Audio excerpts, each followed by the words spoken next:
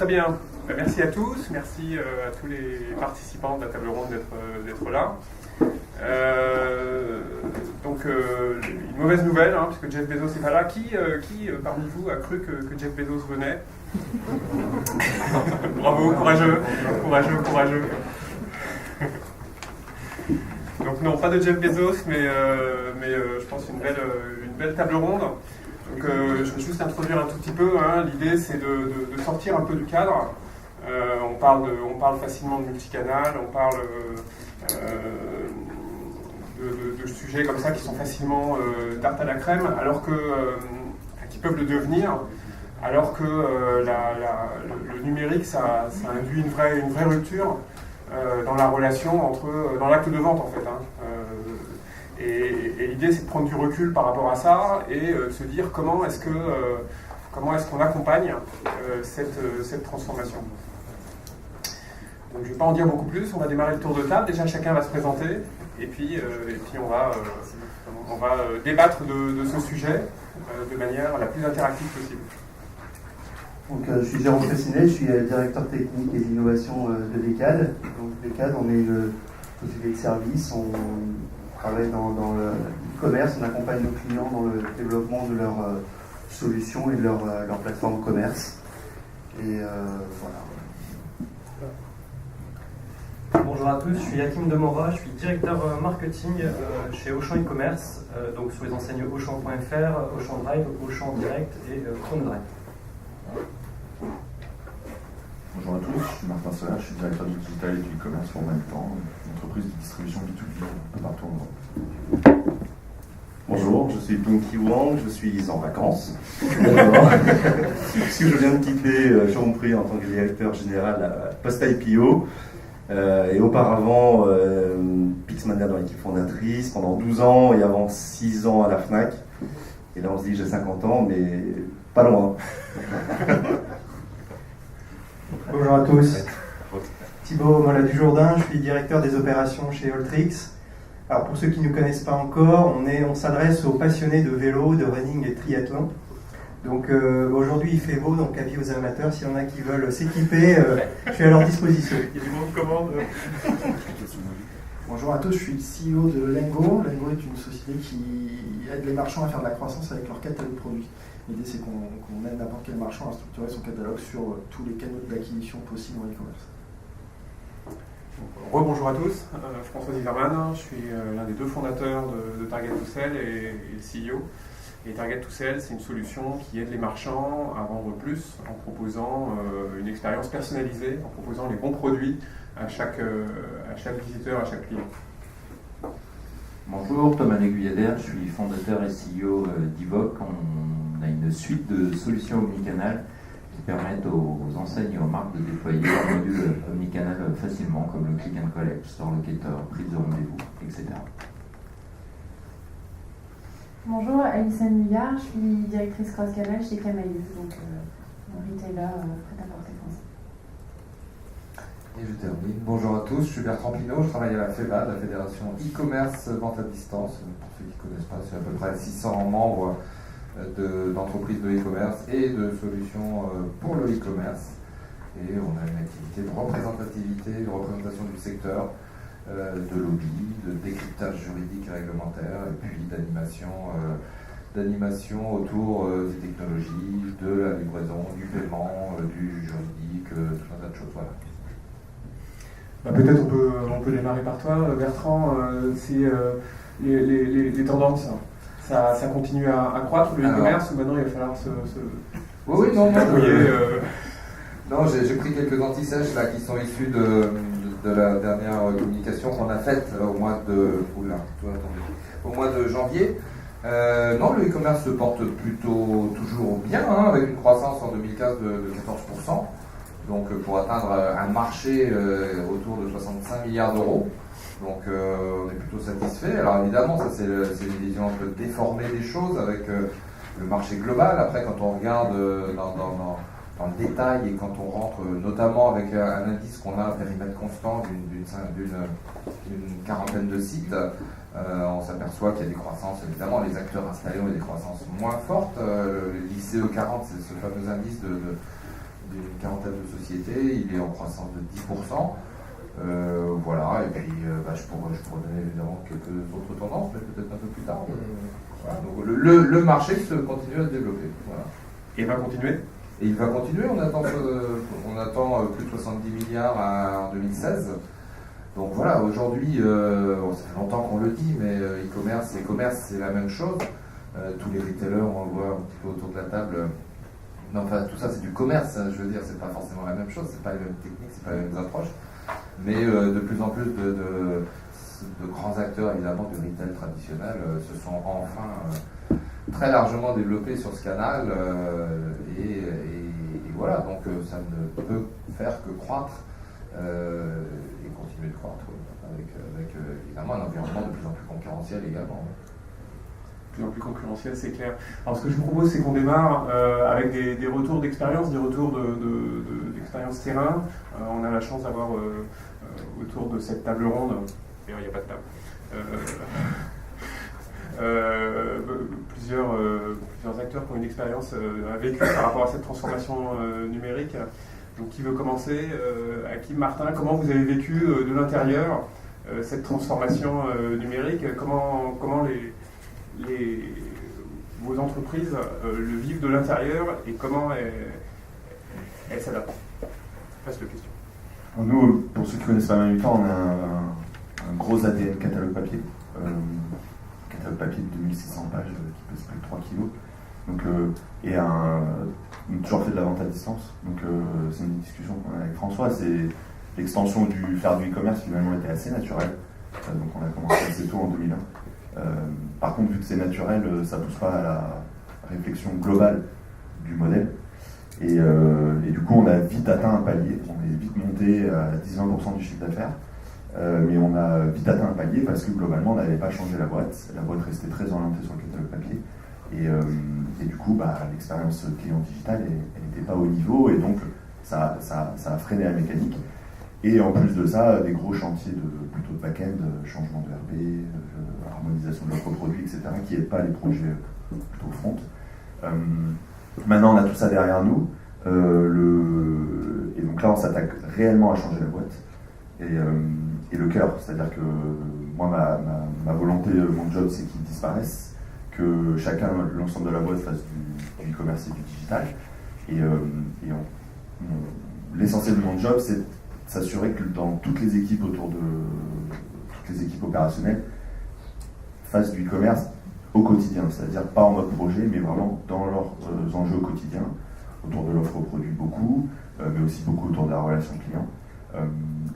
Et c'est vrai que pour ça, on a lancé des chantiers de fond, en commençant par les sujets d'organisation, en commençant par les sujets de rémunération, en adressant aussi, on a la chance d'avoir une université d'entreprise, donc on a aussi créé des programmes pour aider nos collaborateurs à bien comprendre tous ces enjeux. Mais c'est vrai qu'on n'a pas du tout pris l'angle de l'accélération très rapide en créant des équipes à côté, mais plutôt en s'attaquant au cœur, parce que globalement, maintenant c'est un tiers de notre business, et pour que ça, on a des objectifs à 5 ans de plus doubler ce taux, et donc pour ça, il faut profondément changer le cœur du modèle. Ouais, tu me disais, tu auras réussi quand tu n'auras plus de job. Ouais, c'est des objectifs. Ça te fait son job. Hakim, on peut se poser la question, Auchan, c'est une enseigne extrêmement forte, les gens vont dans les supermarchés, pourquoi s'intéresser au numérique et pourquoi pas cultiver le parc existant? On continue, Auchan reste une marque forcément de retail extrêmement forte, c'est une marque en effet qui a un niveau de trafic en magasin historiquement qui continue de croître. Mais à côté de ça, en effet, les comportements changent, il y a des ruptures qui sont assez nettes maintenant vis-à-vis de ce qu'on peut mesurer nous vis-à-vis de ça, donc on a aussi l'obligation de changer. L'avantage, c'est qu'Auchan très vite s'est mis sur l'e-commerce au travers de l'alimentaire, notamment avec la création des drives au début des années 2000. On a maintenant un peu plus de 2 milliards d'euros de chiffres qui se font sur la partie online, principalement la partie alimentaire qui est vraie avec à la fois la livraison à domicile et les drives ont très vite trouvé un modèle qui était assez intéressant d'un point de vue économique pour l'entreprise, mais aussi pour nos clients. Mais c'est vrai qu'à travers la partie non alimentaire, qui reste un trafic extrêmement fort pour les magasins, là on a beaucoup plus de difficultés. Et là l'enjeu en effet c'est de pouvoir retrouver toute cette force qu'on avait en magasin pour la restituer sur le web. Donc on a vraiment avancé sur des parcours qui sont aujourd'hui différenciants, donc que ce soit le click and collect ou le retrait 1 heure, mais on sent que voilà, on est encore qu'au tout début et que le modèle économique, notamment au travers de ce cross-canal, est encore à construire.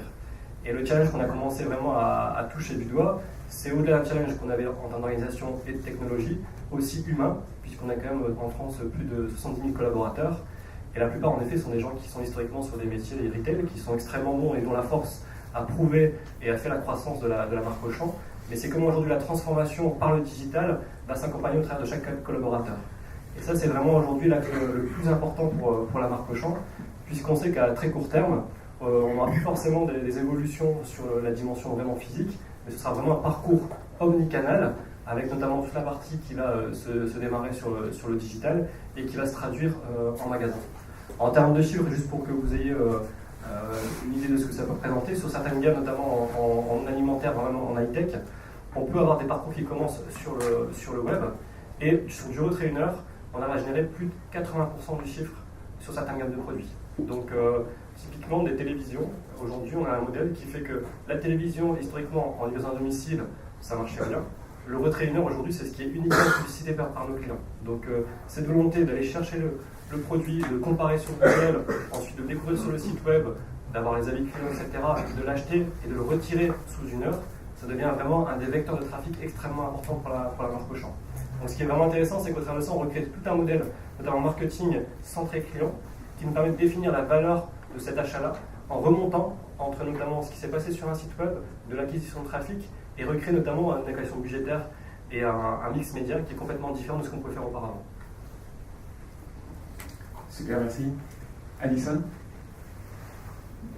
La même question. Même question. Alors chez Camaïeu, on a deux grosses problématiques. Et c'est l'objet de mon poste, on a une problématique magasin et une problématique client très forte. Camaïeu, c'est 650 points de vente en France, donc c'est le plus gros réseau de prêt-à-porter. Ce qui veut dire derrière que donc c'est des magasins propres, ce qui veut dire derrière que le e-commerce, quand il est arrivé, il était clairement vu comme un concurrent. Donc le gros sujet chez nous, ça a été d'amener le e-commerce en magasin. Alors je sais, on parle beaucoup de web to store, de store to web, c'est des grandes terminologies. Chez nous, c'est vraiment du vécu. Parce qu'il a fallu clairement qu'on incite nos clients et nos magasins à penser e-commerce et vice-versa. Donc en fait, on a développé un certain nombre de services, dont la e-réservation et dont d'autres sujets, puisque nous avons aussi des problématiques de place, de stockage en magasin. Donc pour répondre à ça, les vendeuses ont par exemple la possibilité de commander une taille qui n'est pas dispo dans un magasin pour la faire livrer à la cliente, par exemple, à partir du site. Donc on a développé comme ça un certain nombre de services avec Martin parlait de la partie organisation. Nous on a travaillé vraiment sur une partie, on va dire, comment incentiver nos vendeurs et nos magasins. Donc on a eu une grosse réflexion autour de ça, de comment j'incentive quand ma cliente vient se faire livrer en magasin. Quel est le discours et quel est le process que je mets en place pour que derrière ma vendeuse pousse du produit, l'incite, ouvre le paquet avec elle, l'aide, la conseille, fasse du cross-sell. Donc nous vraiment notre sujet il est vraiment aujourd'hui, il était vraiment autour de ça. Aujourd'hui je pense qu'on a passé ce cap, les magasins et notamment avec la e-réservation, c'est quelque chose qui nous a beaucoup aidé.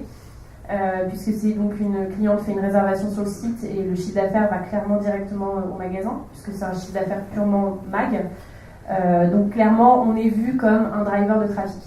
Donc c'est pour nous un vrai plus pour le web. Donc ça a été une vraie réussite. Et au-delà de ça, on a une problématique cliente très forte qui est effectivement, quand vous allez en magasin, nos clientes, elles recherchent du contact, elles recherchent du conseil, elles ont leurs habitudes.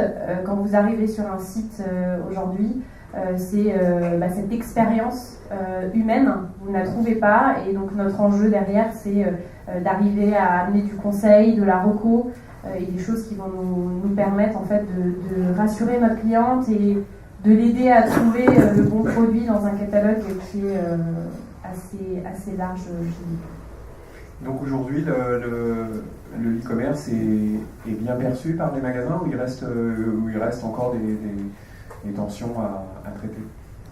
Non, aujourd'hui, le e-commerce est très bien perçu. On est présent partout. On a notamment, et je pense que ça a aidé, on a revu complètement nos départements en interne.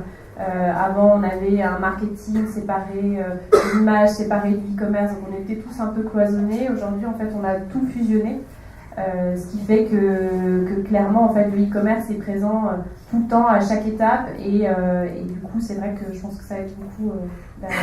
Ce qui dit Bertrand, c'est plus du e-commerce, c'est du commerce. C'est du commerce, en fait, et les frontières sont abolies. Et d'ailleurs, toi, dans ton job, ça va au-delà du e-commerce, tu t'intéresses aussi à ce qui se passe en magasin?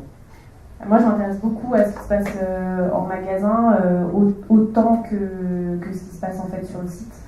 Donc historiquement, je suis issue du web, comme tu le sais. Donc petit à petit, je me suis refocalisée effectivement sur le magasin et les problématiques de magasin. Donc je passe aussi beaucoup de temps en magasin, en cabine et en tant que vendeuse de temps en temps. Ça va être beaucoup à comprendre ce que cherchent nos clientes et ce dont nos vendeuses ont besoin comme outil de vente.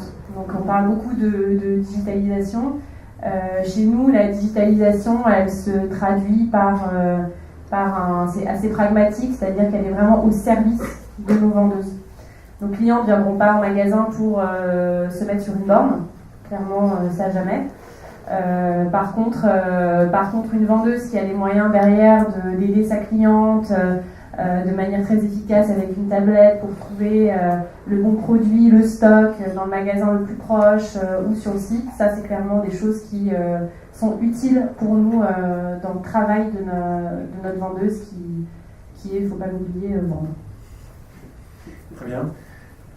Pinky, ton expérience par rapport à cette évolution du commerce, avec ton parcours particulier?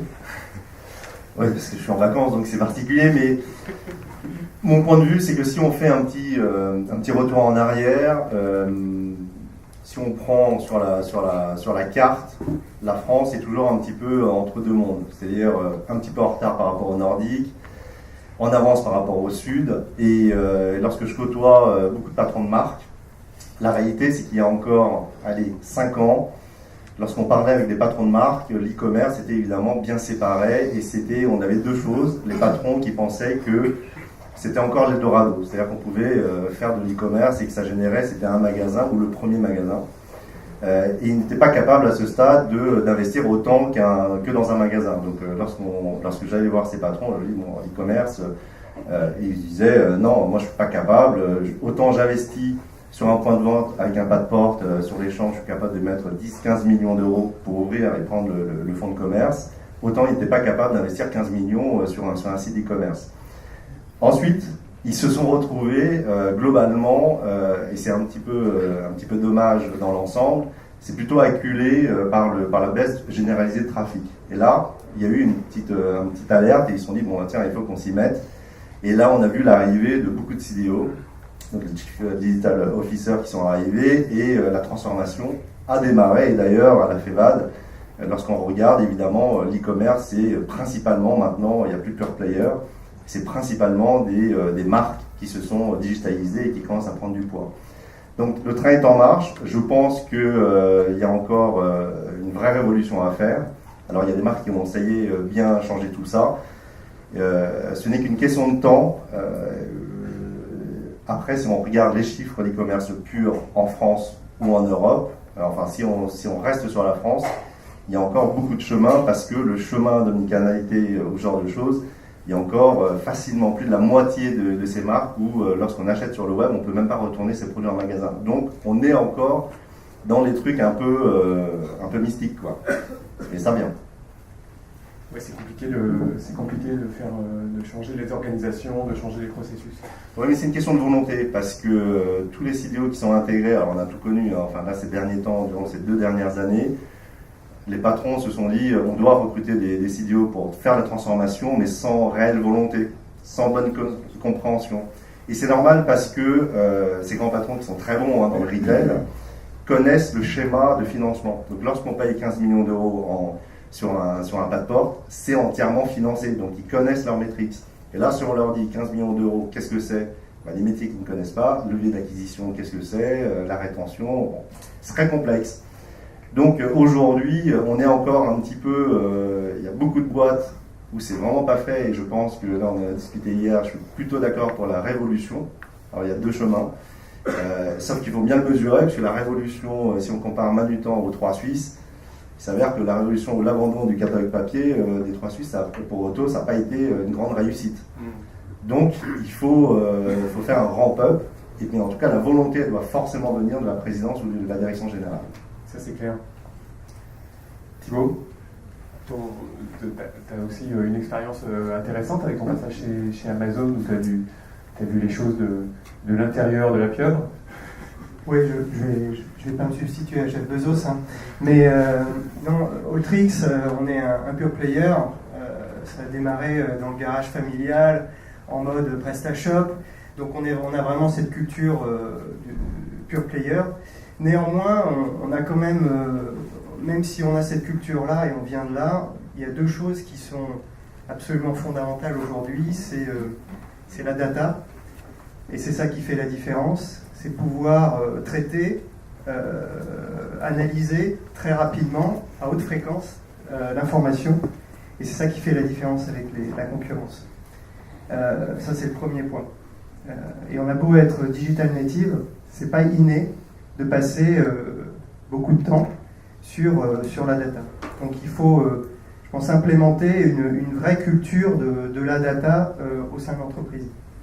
Et puis deuxième chose que j'ai notée, c'est l'importance des réseaux sociaux. Alors c'est peut-être un peu tarte à la crème ce que je dis, mais aujourd'hui on ne fait pas de business grâce à Facebook, mais on peut en perdre. Et donc chez Alteryx on travaille énormément sur le contenu qui nous arrive, les flux d'informations, pour pouvoir identifier très rapidement les écarts en termes de service, les écarts en termes de qualité par rapport à l'UX qu'on veut délivrer. Donc voilà les deux choses en termes de digitalisation qui nous paraissent clés chez Alteryx. Ok. Avec d'ailleurs c'est une question, je ne connais pas bien toute l'enseigne, il y a aussi des points de vente. Il y a aussi des points de vente physiques. Alors oui, tout à fait. Donc quand on achète un vélo sur Internet, on n'achète pas juste un vélo, on achète un service en fait. Et donc on est convaincu que l'avenir de notre société passe par le développement d'un réseau physique, ce vélo on va vouloir l'entretenir, on va vouloir changer des pièces, le customiser. Et il y a plusieurs façons de le faire. Nous on a décidé pour l'instant d'y aller step by step, d'investir un petit peu dans des boutiques physiques. Donc on a aujourd'hui ouvert 2 boutiques physiques, mais c'est surtout investir dans un réseau de partenaires, type, on va dire, dans le milieu automobile, c'est assez fréquent, type Allopneu, où nos partenaires seraient notre support associé aux services de maintenance, de réparation. Voilà la vision qu'on a. Donc il y a pas mal de façons de faire de l'omnicanal. Nous, on a fait le choix de s'appuyer sur un réseau déjà existant, chez qui on va développer un certain nombre de services, comme on parlait de bornes interactives, on parlait de points de livraison. On se fait livrer un vélo chez le vélociste de son quartier, et ce même vélociste va faire le montage final, monter les pédales, faire les réglages. Donc voilà l'omnicanal selon Alteryx. Ça marche. Michael, tu as une bonne expérience aussi, tu connais pas mal de marchands. Ouais, après j'ai pas l'expérience parce que moi j'ai jamais été marchand. Je pense que Thibaut l'a bien dit, je pense que le secret aujourd'hui, la différence auparavant, c'est la data. Nous on a vu le changement de réaction, surtout sur les retailers, effectivement un matin ils se réveillent avec une volonté de se dire il faut absolument qu'on aille sur ce terrain-là, il faut absolument qu'on aille dans cette démarche-là, qui étaient vraiment bonnes. Sauf qu'auparavant, ils n'avaient pas conscience de la data à maîtriser, comment la maîtriser, quoi en faire, où la chercher. C'est-à-dire que nous, on s'est vu, on travaille avec 3600 marchands à travers l'Europe aujourd'hui, sur des très grands comptes, et plein de fois, même aujourd'hui, ils ne savent pas où est la data. C'est-à-dire que nous, aujourd'hui, on gère le trésor d'un marchand qui est son catalogue produit. C'est assez courant de savoir est-ce qu'il est à la logistique, est-ce qu'il est au merchandising, est-ce qu'il est au market, est-ce qu'il est, etc. Donc je pense que la prise de conscience maintenant est là, je pense. Maintenant, il y a de plus en plus de data. C'est-à-dire qu'aujourd'hui, le secret, c'est déjà, encore une fois, de la sourcer, bien de la maîtriser et en fait prendre cette valeur-là et s'en servir. Pour vous donner un ordre d'idée, nous, on vend en référence 300 milliards de produits par an. Il y a 2 ans, c'était à peu près 120. Et le démarrage de Lengo, c'était, 100 000. Donc c'est juste qu'il y a de la data un peu partout, il y en a sur les réseaux sociaux, il y en a un peu dans tous les sens. Et je pense qu'aujourd'hui, il y a une vraie volonté de ces acteurs-là de s'en servir et d'en faire quelque chose. Et je pense que la réussite passera par cette maîtrise de data. On a cité certaines personnes qui ont réussi ou échoué. Ceux qui ont réussi, généralement, c'est ceux qui ont réussi à maîtriser la data et de savoir où est-ce qu'ils voulaient l'amener, comment est-ce qu'ils voulaient l'optimiser et surtout pourquoi ils allaient dans cette direction. Ouais, il y a un sujet forcément connexe avec la data, c'est la technologie. C'est ce que j'allais dire aussi, c'est auparavant le frein c'était aussi un frein techno. Il faut savoir que le métier avance quand même assez rapidement et que historiquement c'est sur des technos pas plus anciennes dans le côté dénigrement, c'est juste que c'est une techno très installée qu'il a fallu complètement upgrader à un moment donné et que ça c'est un apprentissage, ça se fait pas du jour au lendemain, c'est-à-dire que vous ne prenez pas un réseau physique avec 600 magasins et du jour au lendemain vous basculez ça sur un PrestaShop et vous partez du principe où ça va rouler quoi. Donc il y a eu aussi pas mal d'évolutions sur les équipes techniques qui ont dû se former aussi en interne, qui ont dû choisir les bons prestataires, qui ont suivi les blattes sur certains secteurs et ça c'est aussi et qui est encore plus vrai demain puisque les technos avancent à une vitesse grand V et encore une fois il y a de plus en plus de data et ce qu'on fait aujourd'hui on ne sera pas capable de le faire demain. Il faut constamment évoluer. Thomas ? Beaucoup de choses ont déjà été dites. Alors moi j'ai eu un grand parcours dans le web et dans le retail à chaque fois, donc de faire de l'omnicanalité était assez logique pour moi par rapport à une chose dont on n'a pas encore parlé. C'est que pour moi la plus grande rupture en fait c'est le consommateur. Où on ne peut plus parler aujourd'hui de consommateur qui achète en magasin, on ne peut plus parler de consommateur qui achète en e-commerce, on ne peut plus parler de consommateur qui achète sur les catalogues papier. On ne parle plus de e-commerce, on parle de commerce. Je pense qu'aujourd'hui, on parle de consommateurs tout court aujourd'hui. Que beaucoup de personnes autour de cette table ont éduqué des consommateurs à utiliser des nouvelles techno, à utiliser du e-commerce, et qu'aujourd'hui, c'est lui qui choisit le meilleur des mondes au moment où il le souhaite, pour l'usage qu'il souhaite, à l'endroit où il est. Et c'est lui qu'il faut suivre aujourd'hui. On voit bien que toutes les évolutions, toutes les ruptures qui ont été évoquées autour de cette table qui n'existe pas, reflète bien le fait qu'aujourd'hui ce consommateur est partout et il achète sur tous les canaux et que cette notion de cross-canal ou d'omnicanal selon le nom qu'on utilise au moment donné est une réalité. Et on voit bien un réseau physique se met à utiliser le web pour créer du trafic dans les points de vente et ça fonctionne, et un pure player se met à ouvrir des points de vente. Donc on voit bien que le retail physique n'est pas mort, que le e-commerce ne l'est pas non plus, et qu'aujourd'hui c'est un mix de tout. Et il y a un chiffre que j'aime bien rappeler, puisque ça refixe pas mal d'idées, puisque la FEVA nous parle du marché du e-commerce, mais pour un retailer, sans dévoiler de grands secrets, le chiffre d'affaires d'un retailer est encore fait à 90% dans ses points de vente. Donc on voit bien que le poids d'un réseau physique a encore de l'importance et qu'aujourd'hui il faut utiliser le meilleur du web certainement pour aussi générer du trafic ou répondre en tout cas à un parcours shopper qui lui a changé. Ouais, d'autant plus que le web c'est pas ça, parce que à vitesse grand V, faut plus s'intéresser qu'au terminal PC, il faut s'intéresser au mobile. Oui, non, mais effectivement, il faut raison garder. Le e-commerce en chiffre d'affaires pèse. Nous, on l'a noté je crois que c'était autour de on est 7-8%, enfin ça dépend de quel univers produit on prend.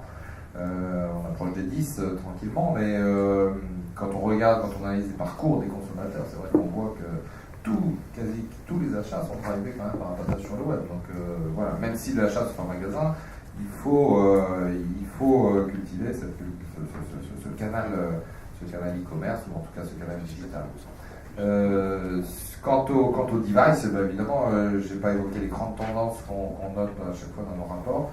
Je pourrais en dire 3 là, effectivement, le mobile. Alors le mois dernier c'était Monaco One-to-One, le mobile était dans toutes les bouches. C'est vrai que ce canal mobile, pas forcément pour vendre, d'ailleurs, encore une fois, c'est là aussi que se fait l'initialisation du parcours client ou le service associé à l'achat, à la logistique, à travers le paiement, à travers un certain nombre de fonctionnalités liées à l'achat.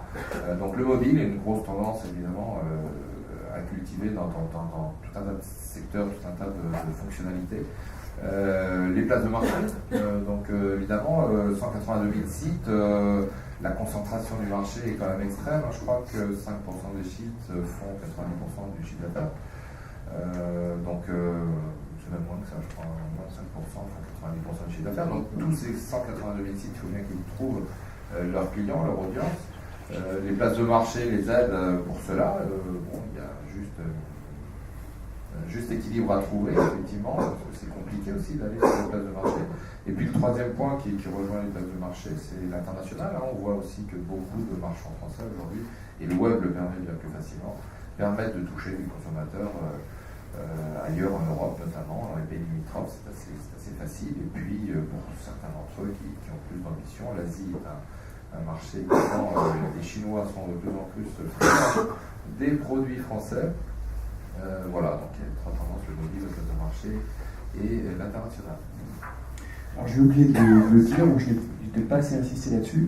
Vous pouvez intervenir si vous pensez qu'on n'est pas clair, il y a une question ou une remarque, vous pouvez le dire. Thomas, tu voulais compléter un petit peu sur la partie mobile? Oui, parce que j'ai l'impression que le sujet mobile ou mobile first est souvent un sujet qui reste dans les limbes.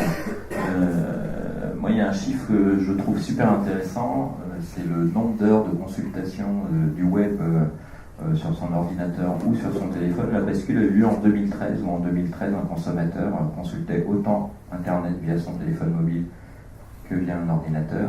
Et depuis 2013, évidemment, la bascule s'est opérée. On consomme plus aujourd'hui l'Internet via son smartphone que via son ordinateur fixe.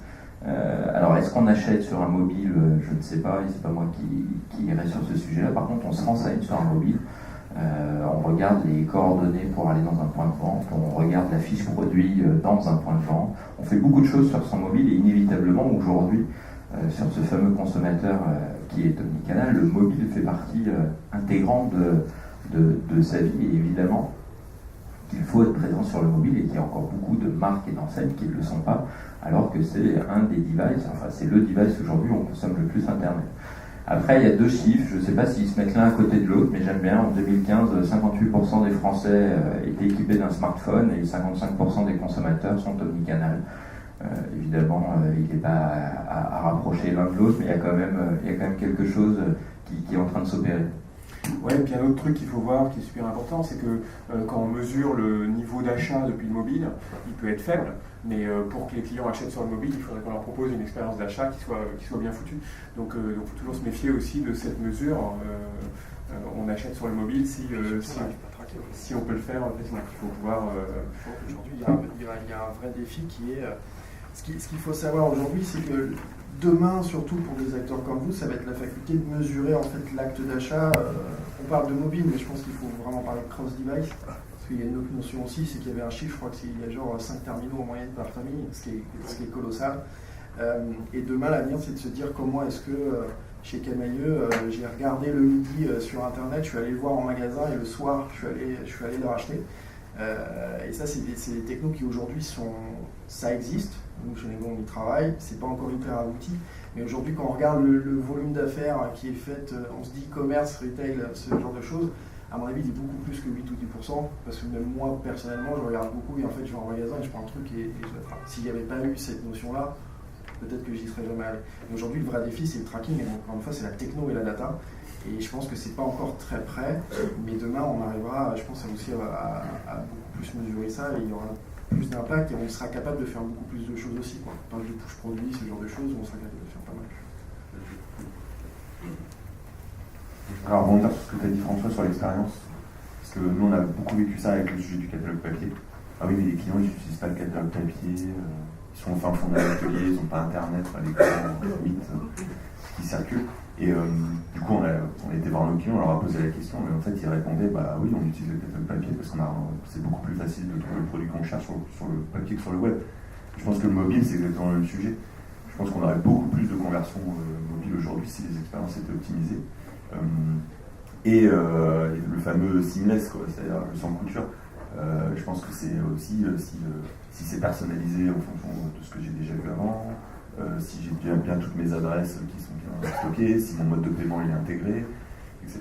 Et je pense qu'aujourd'hui, nous ce qu'on voit, c'est que le problème il n'est pas chez le consommateur qui n'est pas nature, qui ne veut pas utiliser son mobile. Le problème il est chez nous à fournir la bonne expérience et le client il ira quoi.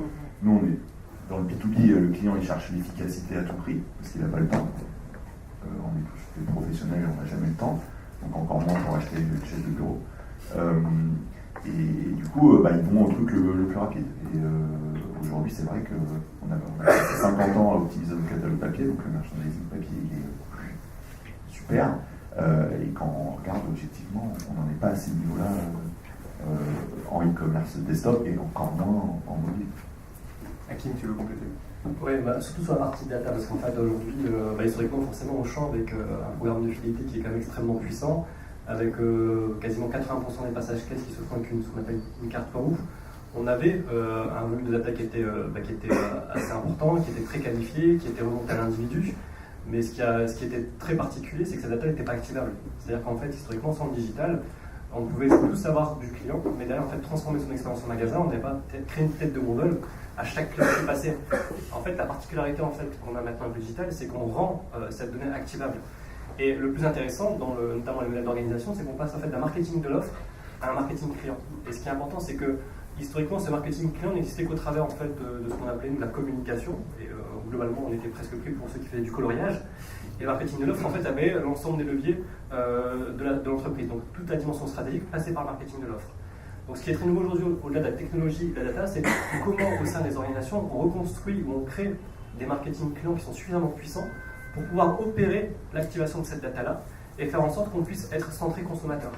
Et ça, c'est très nouveau et ça demande aussi forcément des compétences qui sont pas existantes dans le monde du retail et qui demandent aussi un changement de paradigme au sein de l'organisation et des transferts de pouvoir. Donc forcément, avec des marketing de l'offre qui drivent toute l'entreprise, il est très difficile d'injecter ces nouvelles compétences. Et sur la partie data, un élément qui est vraiment pour nous important, notamment sur la partie digitale, c'est ce qu'on appelle plutôt le smart data, puisque c'est vrai qu'à travers des outils, que ce soit les outils analytics, web-centriques, on avait déjà aujourd'hui toute la data qui est retombée, mais d'un point de vue quantitatif. Ce qui nous intéresse, c'est aujourd'hui de la rattraper avec un niveau individualisé. C'est-à-dire que avoir un niveau de trafic, l'ensemble du parcours, mais d'un point de vue anonyme, pour nous, à la fois sur la dimension d'analyse, mais aussi la dimension d'activation, c'est pas extrêmement utile. Donc ce qu'on a fait, et vraiment le travail qu'on mène au quotidien, c'est de pouvoir en fait avoir une data qui soit first party identifiée. Donc en termes de chiffres, aujourd'hui sur 100 visites sur le site Auchan.fr, on sait identifier 50% de ces visites-là d'un point de vue individu. Ce qui fait que je sais tracer en fait le comportement de ces clients-là sur la dimension online, et je peux ensuite le rapprocher du comportement offline. Donc ce qui est intéressant par rapport à ce qu'on évoquait tout à l'heure aussi, c'est que la mesure nous de ce qu'on appelle le robot, au-delà de l'acte d'achat click and collect, qui est vraiment mesuré parce que le client a fait la commande et qu'il a donné, entre guillemets, et fait un acte de conversion avec un compte client, nous on mesure le robot qui est plutôt une dimension comportementale sur du digital et ensuite un acte d'achat transactionnel dans le magasin. Et donc la mesure qu'on fait est assez, assez simple. Le principe est assez simple, la mise en œuvre est un peu difficile, mais c'est pour chaque passage caisse, avec une carte FAO, on va reboucler sur ce qui s'est passé auparavant sur le digital. Donc la veille, l'avant-veille, etc. Et ce qui est vachement intéressant, c'est qu'on va pouvoir dire cette personne-là était passée sur un site web avec tel device, par tel levier de trafic, et en ayant tel comportement. Ce qui change complètement ensuite l'approche, ne serait-ce que même après dans le mix média, ce que j'ai évoqué, l'allocation budgétaire, ce qui permet d'être vraiment sur une approche centrée client. Et c'est vrai que d'un point de vue techno, c'est pas très simple, mais le plus difficile en fait, c'est justement d'avoir les équipes ensuite qui peuvent imaginer ces parcours clients, qui puissent imaginer quelle data analyser pour ensuite pouvoir en produire le maximum de valeur. Donc avec quoi je vais pouvoir toucher le plus grand nombre de personnes et quelle action qui va créer le plus grand lift sur ce plus grand nombre de personnes. Parce que c'est vrai qu'après on fait des persos pour faire des persos. Donc c'est vraiment tout ce geste marketing et cette nouvelle approche qui est assez novatrice, et même pour les gens qui faisaient historiquement du marketing client, que ce soit en VAD ou autre, on arrive sur des dimensions qui sont nouvelles et qui sont gigantesques. Donc ça c'est vraiment un enjeu qui est vraiment important à mes yeux. Ok, très bien. Donc, un beau retour d'expérience. Alors, la question, oui, effectivement, pour Jérôme, je sais qu'une des questions que tu te poses, c'est est-ce que les schémas de distribution ne peuvent pas aussi complètement exploser avec le digital? Oui, c'est ça. C'est-à-dire que nous, ce qu'on analyse, c'est effectivement ce passage du commerce en mode guichet à un mode collaboratif, finalement, où jusque-là, le client arrive sur un site, il commande, et en fait, c'est beaucoup plus beaucoup plus complexe que ça. On doit se rapprocher du client et les clients se rapprochent de nous, se rapprochent des enseignes, de leurs confrères, j'allais dire, sur les réseaux sociaux, et donc il se crée quelque part une intelligence communautaire. Et les enseignes, il va falloir qu'elles se préoccupent de ça et qu'elles se mettent à cette question-là. Et du coup, si je reviens sur cette notion d'enseigne en mode guichet, le problème c'est qu'elles sont intermédiaires.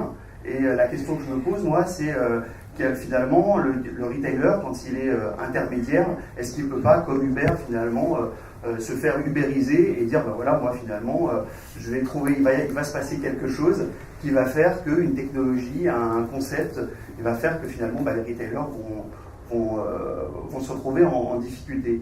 Et nous, ce qu'on pense, c'est que ce travail de la data, justement, elle a pour vocation à comprendre les comportements culturels des clients, les comportements culturels de l'enseigne aussi, et qu'on n'est pas dans une transformation, juste un changement de forme, mais bien un changement de fond dans lequel il ne s'agira pas de changer uniquement les processus et puis les produits, mais bien d'arriver à changer la manière dont on interagit avec les clients, avec les hommes finalement.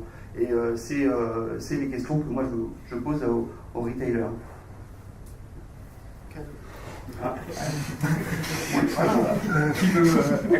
Risque d'ubérisation. Après moi, aujourd'hui, avec une marque comme Auchan, j'ai pas trop peur de ça.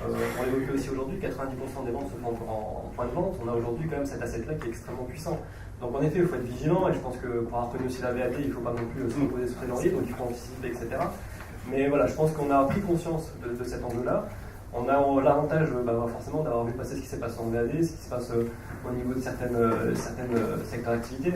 Donc voilà, pour le coup, forcément, notre ami Amazon est le loup qu'on agite systématiquement, et c'est vrai, et même aujourd'hui sur des modèles alimentaires où on pensait vraiment être préservé et avoir le temps de revenir, on est chahuté. Donc oui, on va bouger. Mais voilà, je pense que les marques qu'on a réussi à installer, les assets qu'on a avec typiquement dans un magasin, etc., sont déjà des forces sur lesquelles on va capitaliser. Après, en effet, la transformation du modèle, la transformation de l'organisation est un élément hyper important, et la vitesse est l'élément principal. Et c'est vrai qu'aujourd'hui, voilà, on sait qu'il faut y aller, il faut y mettre les moyens. Il faut qu'après l'input et l'impulsion viennent vraiment de la DG, et ça, c'est vraiment des prises de risques qui sont assez importantes, mais on sait qu'on n'a plus le choix. Moi, je pense qu'il y a une évolution majeure. Il y a quelques années, on avait vu à l'international, c'est Adrien qui m'avait parlé de ça, de boîtes de distribution, je crois que c'était en Hollande, qui parlait, le CEO parlait de l'importance d'avoir un ID pour chaque client, et à quel point c'est un élément stratégique. Et aujourd'hui, chez toi, c'est un sujet qui est traité, Alison, c'est aussi un sujet, donc on voit que ça monte effectivement assez vite en maturité sur ces questions-là. Après, sur la partie digitalisation des points de vente, les choses se passent vite, ça évolue vite dans ce sens-là. Ça évolue vite, oui et non. Après, ce qui reste compliqué, c'est que et Pinky l'a aussi évoqué, c'est que dans les modèles en termes de points de vente, on a forcément des métriques et des expériences qui font qu'on sait optimiser un point de vente sur le métier historique, mais par contre intégrer le digital, c'est très compliqué. On a testé en effet de rajouter des écrans, des bornes, etc. Mais c'est pas ce que recherche le client. Donc il y a vraiment un vrai modèle qui est de dire en fait le e-commerce, en tout cas la digitalisation du point de vente n'est pas du e-commerce dans le point de vente. Et donc là, retrouver en fait une expérience qui mêle les deux, notamment je pense que tu l'évoquais, c'est la partie mobile qui doit être vraiment aujourd'hui exploitée au maximum. Et là, c'est vraiment des sujets qui amènent une certaine rupture, une demande de maturité technologique, mais aussi métier, qui ne sont pas forcément encore au niveau. Je rebondis là-dessus. Effectivement, nous, c'est clairement le sujet, et sans citer d'autres marques concurrentes, il y a eu beaucoup d'échecs, et on en a vu. Vous allez dans pas mal de magasins, de grands magasins sur les grands boulevards, où vous verrez des bornes, des écrans qui généralement ne fonctionnent pas, ou sont au milieu du magasin, prennent une place folle. Donc ça vous empêche de mettre des portants avec des vêtements. La vendeuse tourne autour, mais est incapable de savoir à quoi ça sert, ou elle va vous dire non mais ça fonctionne pas, de toute façon ça sert à rien. Donc clairement c'est vraiment symptomatique, c'est-à-dire qu'on s'est dit le digital en magasin, c'est du e-commerce en magasin, donc on va aller mettre une borne et puis la cliente elle va venir et puis bien évidemment elle va venir acheter, et puis alors elle va rentrer son adresse, et puis elle va faire tout ça au milieu de tout le monde, et puis elle va voir les vendeuses autour d'elle, et elle parlera à personne, et elle repartira. Non, clairement, je sais que nous, c'est un terrain sur lequel on n'est jamais allé. Pourquoi ? Parce qu'on s'est rapproché du terrain et de nos magasins et vraiment de la connaissance de nos vendeuses, et c'est pas du tout quelque chose qu'elles cherchent. En revanche, quand on a des problématiques, quand vous avez peu de vendeurs en magasin, ce qui est notre cas, on a en moyenne 1 à 2 vendeuses pour même des grandes surfaces, donc c'est très très peu. Ces vendeuses, elles doivent être concentrées sur leur cœur de métier, et il y a un gros enjeu qui chez nous se trouve au niveau des cabines. Vous avez une forte concentration de vos clientes en cabine d'essayage, et clairement à ce moment-là, il y a beaucoup de choses qui peuvent se faire. Généralement, vous essayez votre produit, vous ne trouvez pas votre taille, vous êtes à moitié déshabillé, donc effectivement vous n'avez pas forcément envie d'aller vous rhabiller et puis d'aller chercher la bonne taille dans le magasin. Donc soit vous abandonnez, soit vous avez la chance d'avoir une vendeuse qui est là, qui va vous le chercher. Donc ça c'est plutôt un cas de succès, mais honnêtement c'est 1 sur 10, généralement vous abandonnez. Et l'autre chose, c'est qu'effectivement, la vendeuse, vous avez essayé, vous avez trouvé votre produit, mais là, la vendeuse va vous dire, très bien, donc allez en caisse là-bas.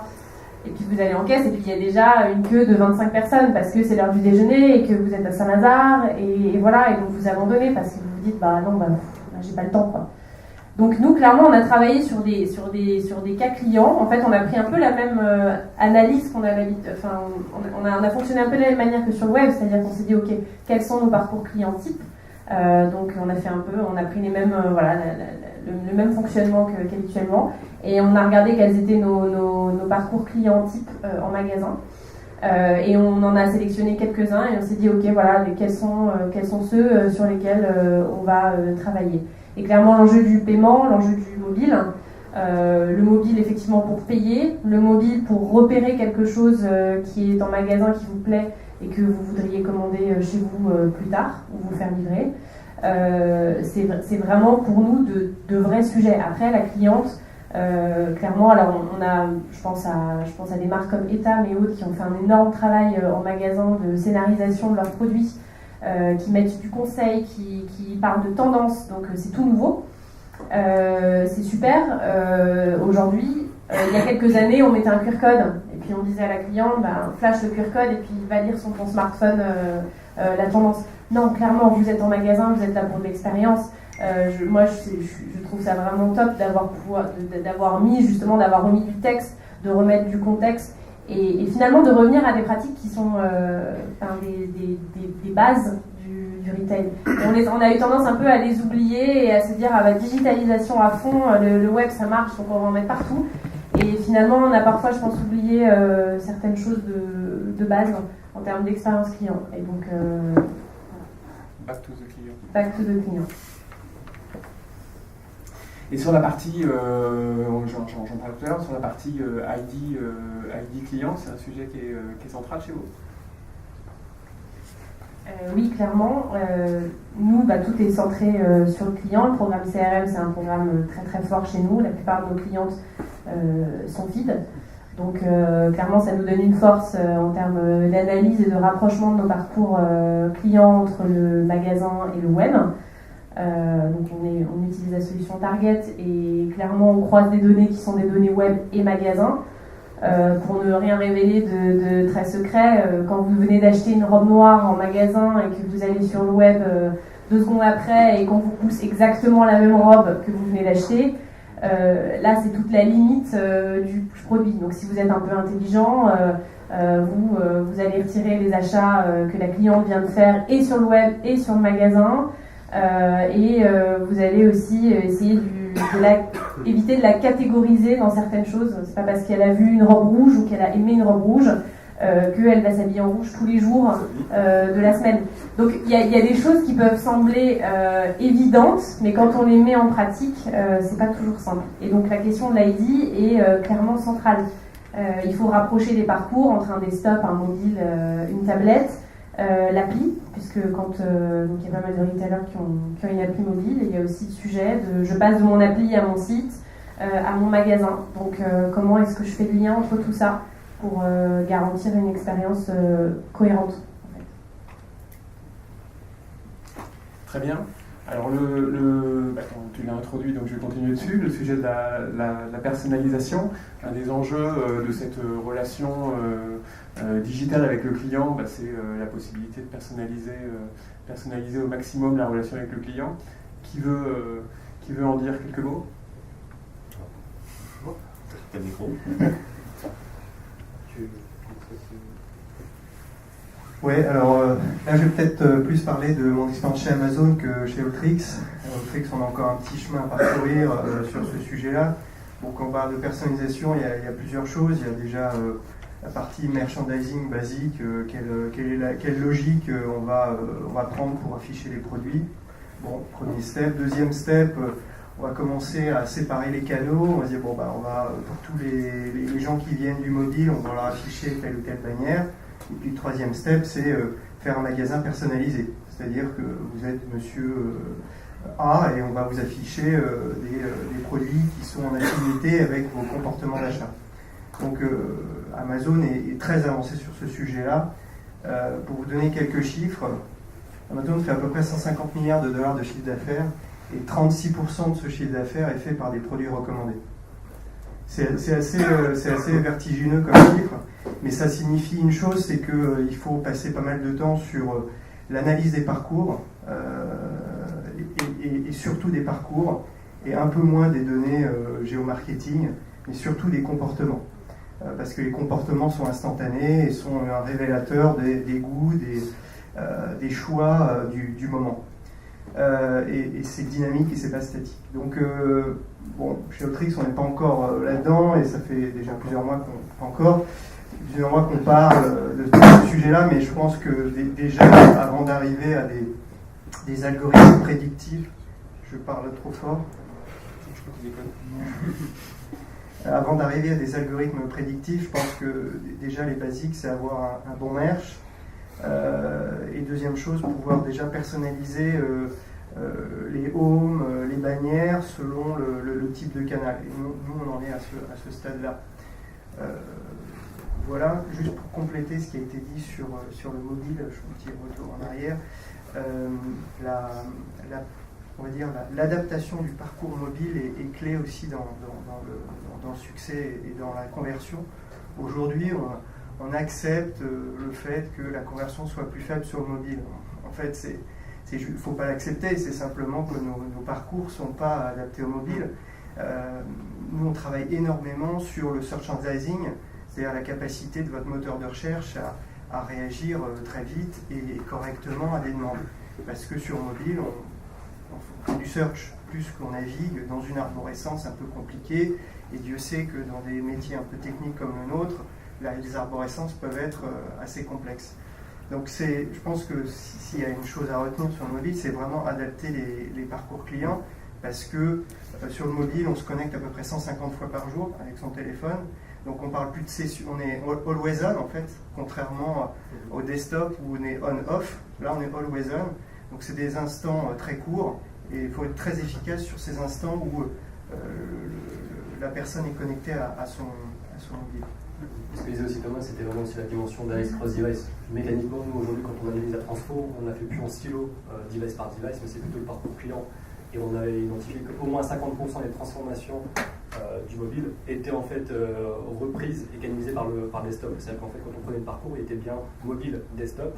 La transfo était donc attribuée forcément à la partie desktop.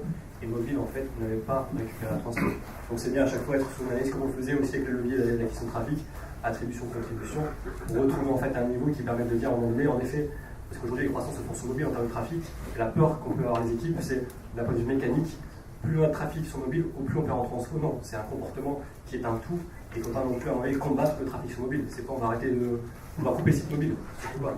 Donc c'est pas forcément simple, mais il faut vraiment apporter ces chiffres-là qui permettent après de détendre tout le monde au niveau des équipes. Mais continuer à travailler en effet le parcours mobile, c'est important. On avait démarré avec une approche responsive parce qu'il fallait démarrer quelque chose. On se rend compte qu'on est hyper moyennisant à la compétence sur desktop et sur mobile, à la fois en termes de temps de réponse ou même d'expérience. Là aujourd'hui on est en effet sur l'approche mobile first, donc on repense tout. Et donc forcément aussi après en termes de fonctionnement d'équipe, d'investissement, etc. d'IT, ça demande aussi un certain niveau de maturité. C'est clair. Donc sur la partie perso, nous en fait on est vraiment en mode expérimental, puisque en fait on se rend compte que aujourd'hui donc on a forcément dans notre capacité côté connaissance client une forte appétence à segmenter nos clients. Donc une jeune maman qui achète régulièrement en alimentaire ou en alimentaire, bah, c'est des choses qu'on sait facilement nous identifier. Cette personne-là, on peut lui préparer des plans commerciaux qui vont être très pertinents.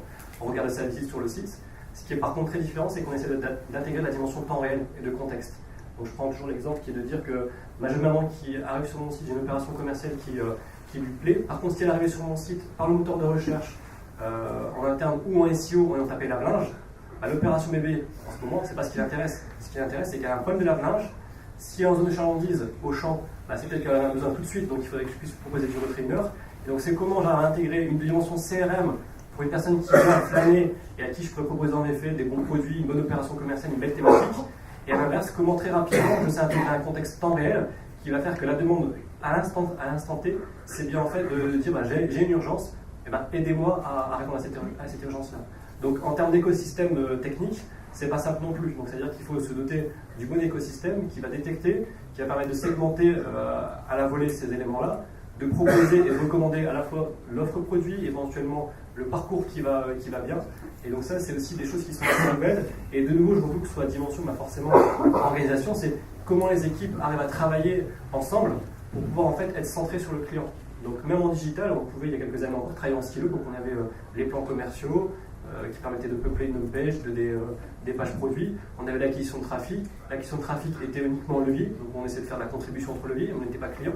On essayait juste de voir en fait si est-ce que c'était SEO, SIM, email, et se dire est-ce que voilà, c'est quoi de la clic, c'est quoi de la contribution, combien je réinvestis.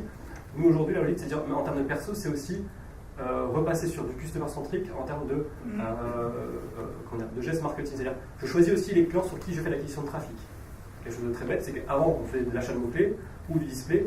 Aujourd'hui, nous, on regarde chez nos clients qui sont les clients qu'on veut activer, qui sont les clients qu'on veut activer qui ne sont pas opt-in, et du coup, je ne peux pas toucher par email, et du coup, c'est ceux-là que je vais aller chercher en acquisition de trafic. Donc, je vais investir que sur les clients qui m'intéressent et pour qui je n'ai pas d'autre moyen d'aller les chercher, soit parce qu'ils ne viennent pas naturellement sur mon site. Donc, j'ai l'algorithme qui me permet de dire ce client en général, il vient toutes les semaines, donc tu n'as pas besoin d'aller l'acheter en acquisition de trafic. Ou il est opt-in, donc je peux le toucher par de l'emailing, ou pour le coup, il est ni l'un ni l'autre, et dans ce cas-là, il est quand même important pour moi, donc je vais chercher en trafic. Donc c'est aussi avoir ce choix-là de dire, en termes de personnalisation, qu'est-ce que je fais en termes de message ensuite sur celui-là, et qu'est-ce qui va arriver en termes de perso sur le site lorsqu'on aura réussi à le faire cliquer sur la bannière qui va bien. Et pour aller plus loin, c'est comment les moteurs de promo intègrent aussi cette info en temps réel, qui veut dire si en plus sur ce client-là que je vais aller chercher, je suis prêt aussi à lui donner 5 € en termes de cashback, donc ce qu'on appelle nous la cagnotte WOW, et bien il faut que j'ai pu communiquer en amont sur la bannière, sur le site, et qu'une fois qu'il soit dans son panier, ce soit en effet intégré directement. Donc c'est vraiment tout un écosystème complet qu'il faut savoir penser, ce qui fait que les équipes doivent se rapprocher de manière assez forte et de vraiment à travailler pour le client. Donc c'est des gros projets qu'on met des années à préparer. Et il y a une question, pardon. J'avais ma question provocante. Il y a une question, oui. Je vous remercie pour les infos sur la personnalisation du site suite justement à l'affichage d'une bannière display bien particulière. Comment on prolonge l'information personnalisée qu'on a livrée aux gars qu'on target sur le site. Ça aujourd'hui en termes d'écosystème, on est sur un écosystème qui permet donc dès le démarrage d'avoir une DMP qui est en termes de hub recense tous les segments clients.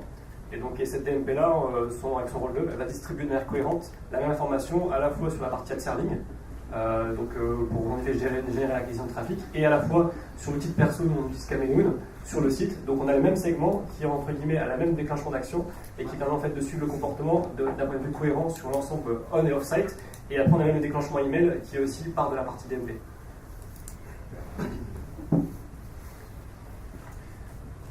Oui, donc tu voulais compléter? Oui, moi je pense qu'on utilise la personnalisation beaucoup sur les sujets de développement commercial. Pour dire, oh, je vais aller chercher du panier moyen, je vais rajouter des lignes dans mon panier, augmenter ma conversion. Nous, on le voit aussi beaucoup dans une logique d'expérience. Encore une fois, nous, on a des clients qui cherchent énormément l'efficacité. Et en fait, on voit que quand on va voir nos clients, ils nous demandent de la personnalisation beaucoup à des fins de service. Parce qu'ils ont acheté un tableau blanc, mais en fait, ils ont oublié l'effaceur et les marqueurs. Et ils voient ça comme un service de leur proposer des produits qui vont bien en plus. aussi de leur simplifier la vie pour retrouver les produits qu'ils ont achetés par le passé, parce que ils les ont peut-être achetés il y a 2 ans et aujourd'hui ils doivent les racheter. Et je trouve qu'on sous-estime l'impact aussi de la personnalisation sur la qualité de l'expérience client et après sur l'attachement à la marque. Nous on fait énormément de liens entre la fidélité et la manière dont on est perçu, comme on fait gagner du temps à nos clients. Et c'est vrai que je pense qu'il y a un gros enjeu de personnalisation dans certains types de business avec cette dimension-là. Et par contre, elle est extrêmement difficile à mesurer. Oui, après, je pense que c'est sans doute extrêmement généralisable à tous les secteurs. Hein. L'efficacité, on les cherche aussi au niveau B2C. Oui, mais je pense que c'est pas... Enfin, dans le B2C, il y a une logique de shopping qu'il n'y a absolument pas dans le B2B. Donc je pense qu'on peut se permettre de vraiment orienter les parcours d'achat sur des logiques de promo, sur des logiques de thématiques, etc. parce qu'il y a de l'achat d'impulsion.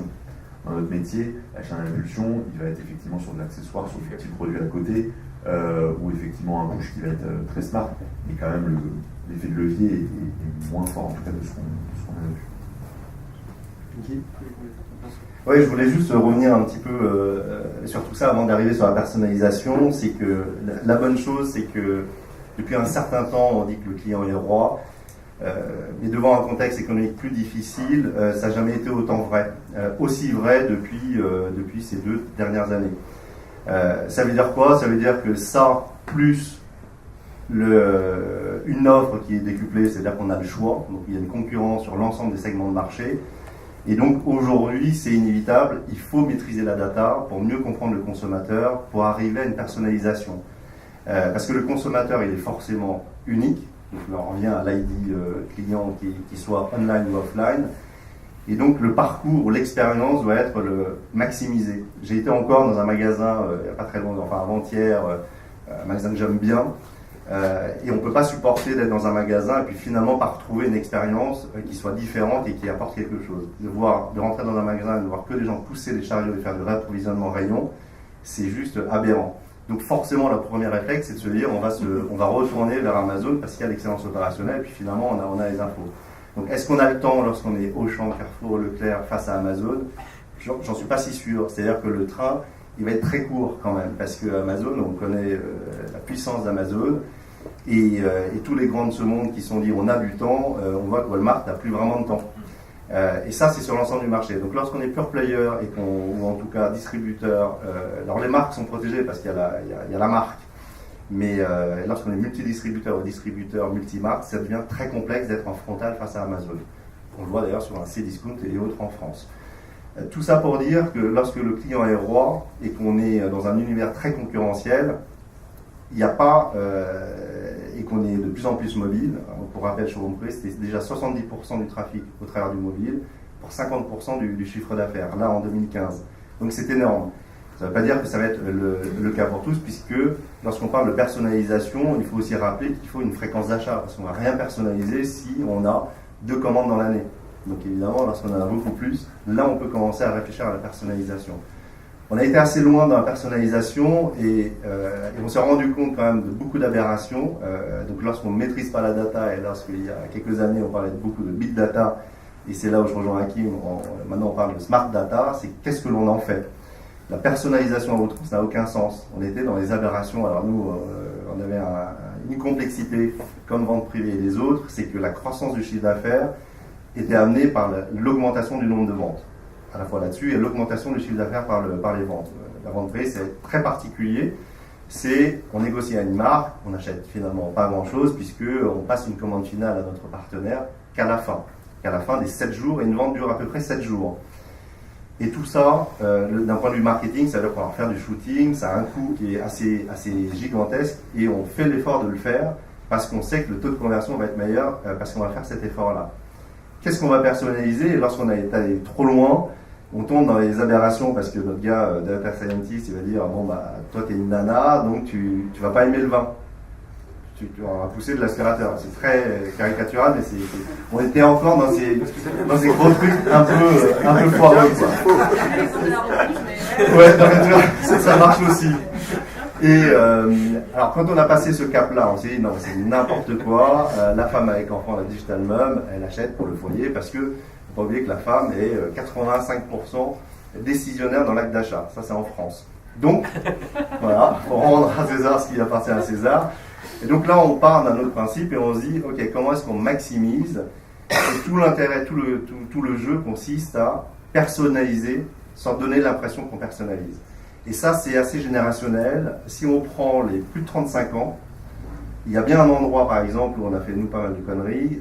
Ça a été d'abord de faire beaucoup de push notifs. Enfin, on a fait toutes les conneries possibles et imaginables. Mais c'est de se dire, si on personnalise trop, les plus de 35 ans, par exemple, ne supportent pas trop, en réalité. C'est-à-dire, ils se disent, attends, moi, mon mobile, je touche quand même, il faut rappeler en France, hein, c'est à peu près 150 fois dans la journée, on touche son mobile. Donc ça veut dire les points de contact, c'est pour ça que le taux de conversion est plus faible, hein, parce qu'on a du temps, et donc j'ai 2 secondes, j'ai 3 minutes, je vais. Et donc là, les plus de 35 ans, par exemple, la personnalisation, il faut qu'elle soit très fine. Et en revanche, quand on est dans les beaucoup plus jeunes, on peut personnaliser à outrance. Et là, il n'y a pas de souci. Donc il ne faut pas oublier qu'il y a aussi une question d'âge, il y a une question de génération, et que tout ça, il faut le suivre. Donc il n'y a pas de règle en disant la personnalisation elle est valable pour tout le monde, et c'est là où je reviens à la data. C'est que la data, lorsque je suis arrivé chez Showroom Privé, on en avait beaucoup. On avait beaucoup de chiffres, on avait segmenté à outrance. L'exemple que je donnais hier soir, c'était on avait beaucoup de segmentation, des choses très fines avec des scénarios dans tous les sens, 9 populations identifiées. On a cette chance, c'est qu'il faut être logué pour accéder aux ventes, et qu'on avait fait des scénarios dans tous les sens, et on a décidé, on s'est réveillé un jour, on s'est dit, bon attends, c'est trop compliqué ton truc, ton scénario 1, parce que le mec s'est connecté il y a 3 semaines, il n'a pas acheté, donc on va lui pousser un autre truc, et on va lui envoyer un email de réassurance. On a simplifié en 3 catégories, petit, moyen et gros, et ensuite on a fait une matrice avec des produits, et c'était terminé, et on a découplé notre résultat. Donc parfois, c'est souvent du bon sens, et c'est là où le client est roi, c'est qu'il ne faut pas faire des choses trop complexes pour avoir beaucoup plus de résultats. Moi, je pense que la simplicité, c'est quelque chose d'extrêmement important. Quand notre métier, c'est de vendre de la recommandation personnalisée de produits, et je parle souvent d'Amazon, qui est, je pense, un bon modèle, et souvent, assez souvent, on me dit « Ah ouais, mais ils ne sont pas très bons là-dedans ». Et on me dit souvent ça. Et par exemple, ah ouais, mais c'est bizarre parce qu'ils poussent un produit alors que j'ai acheté un truc, ils me le proposent, etc. Et quand on connaît la taille de la boîte, la taille, l'importance de ce business-là, je me suis souvent dit, je ne connais pas, je ne suis pas dans les secrets des dieux, je n'ai pas travaillé avec leur data scientist, mais je suis au fond de moi convaincu qu'une motivation extrêmement forte chez eux, c'est justement la simplicité. C'est-à-dire c'est de pas aller vers un délire de scénarios beaucoup trop complexes. Mais peut-être Thibaut, tu peux... Oui, je confirme, ils ont essayé de... Il y a quand même beaucoup de critères qui sont... Je ne suis pas dans le secret des dieux, mais il y a beaucoup de critères qui sont pris en compte par leur algorithme. Il y a un critère important, c'est à quel point on contribue sur le site. Soit en laissant des avis, parce que si vous laissez un avis, c'est que vous avez un intérêt un peu plus fort pour ce produit ou pour le service, soit en confirmant qu'un avis a été utile ou inutile, et rien que ces actions-là font remonter de manière très significative le type de produit qui va vous être recommandé. Mais outre ça, évidemment, ils utilisent, les algorithmes d'Amazon utilisent bien sûr le vente, la mise au panier. Est-ce que vous faites partie d'un programme de fidélisation ou pas? Sur quoi vous avez navigué? Voilà. Bon. La complexité, c'est que souvent un ordinateur il est familial, donc on a les enfants, tous les membres de la famille qui naviguent dessus. Donc quand vous avez des comportements qui vont de l'enfant de 5 ans au père de famille, on se retrouve avec des trucs à recommander qui sont compliqués. Voilà, ça c'était sur Amazon. Ensuite, je voulais ajouter une chose, c'est que la personnalisation, on vient de le voir à travers le prisme de la recommandation de produit, mais c'est pas uniquement ça. Dans notre univers de passionnés, la personnalisation, elle est également sur l'émotion qu'on produit aux clients. Il y a quelques semaines, il y a eu le e-commerce one-to-one, et il y a une slide qui est passée qui disait les gens se souviendront jamais de ce que vous avez dit, ils se souviendront non plus jamais de ce que vous avez fait, mais ils se souviendront de ce que vous leur avez, ce qu'ils ont produit comme émotion chez vous. Et donc, nous on travaille aussi beaucoup là-dessus, c'est quelle émotion on veut produire chez nos clients. Et on a deux dispositifs. Le premier, c'est dans le parcours client, c'est de pouvoir chatter en ligne avec un autre passionné, avec quelqu'un qui est lui-même connecté, qui est certainement au boulot d'ailleurs, et pendant ses heures de boulot, comme il est passionné, il discute avec vous de la compatibilité des pièces entre elles, de la sortie du dimanche, etc. Et on a observé que cette personnalisation, puisqu'on parle bien de personnalisation là, elle nous permettait de multiplier par 2,5 le taux de conversion. Donc quand un achat fait l'objet d'une conversation, on divise par 2,5. Donc ça c'est, je dirais, une première forme de personnalisation. Et puis deuxième forme, c'est le contenu. Le contenu de vos fiches, là encore, on est dans un univers, si on veut faire face à Amazon, il faut avoir un contenu original et unique. Donc on alimente notre contenu avec des photos qui viennent des réseaux sociaux, de nos clients. Quand on se voit sur une fiche produit qu'il y a une photo de l'objet en situation, c'est beaucoup plus vendeur qu'une très belle photo, certes, qui a été shootée en studio, mais qui finalement ne donne rien en fait comme émotion. Donc on travaille beaucoup aussi sur ces aspects-là, qui s'éloignent un peu de la recommandation de produit, mais qui sont aussi importants dans la conversion et dans l'acte d'achat. Je dirais... Oui, j'ajouterais qu'il y a bien d'autres aspects à la personnalisation au niveau serviciel. Là, je pense au paiement, aux méthodes de paiement, puis à la logistique, bien sûr. On voit de plus en plus, effectivement, le mobile, encore une fois, intervenir dans ce dernier kilomètre qui va favoriser l'expérience client en précisant le créneau de livraison, les codes, les machins, les trucs. Voilà. Donc là, oui, c'est super important d'arriver à une personnalisation fine jusqu'au bout, jusqu'à la possession. Je voulais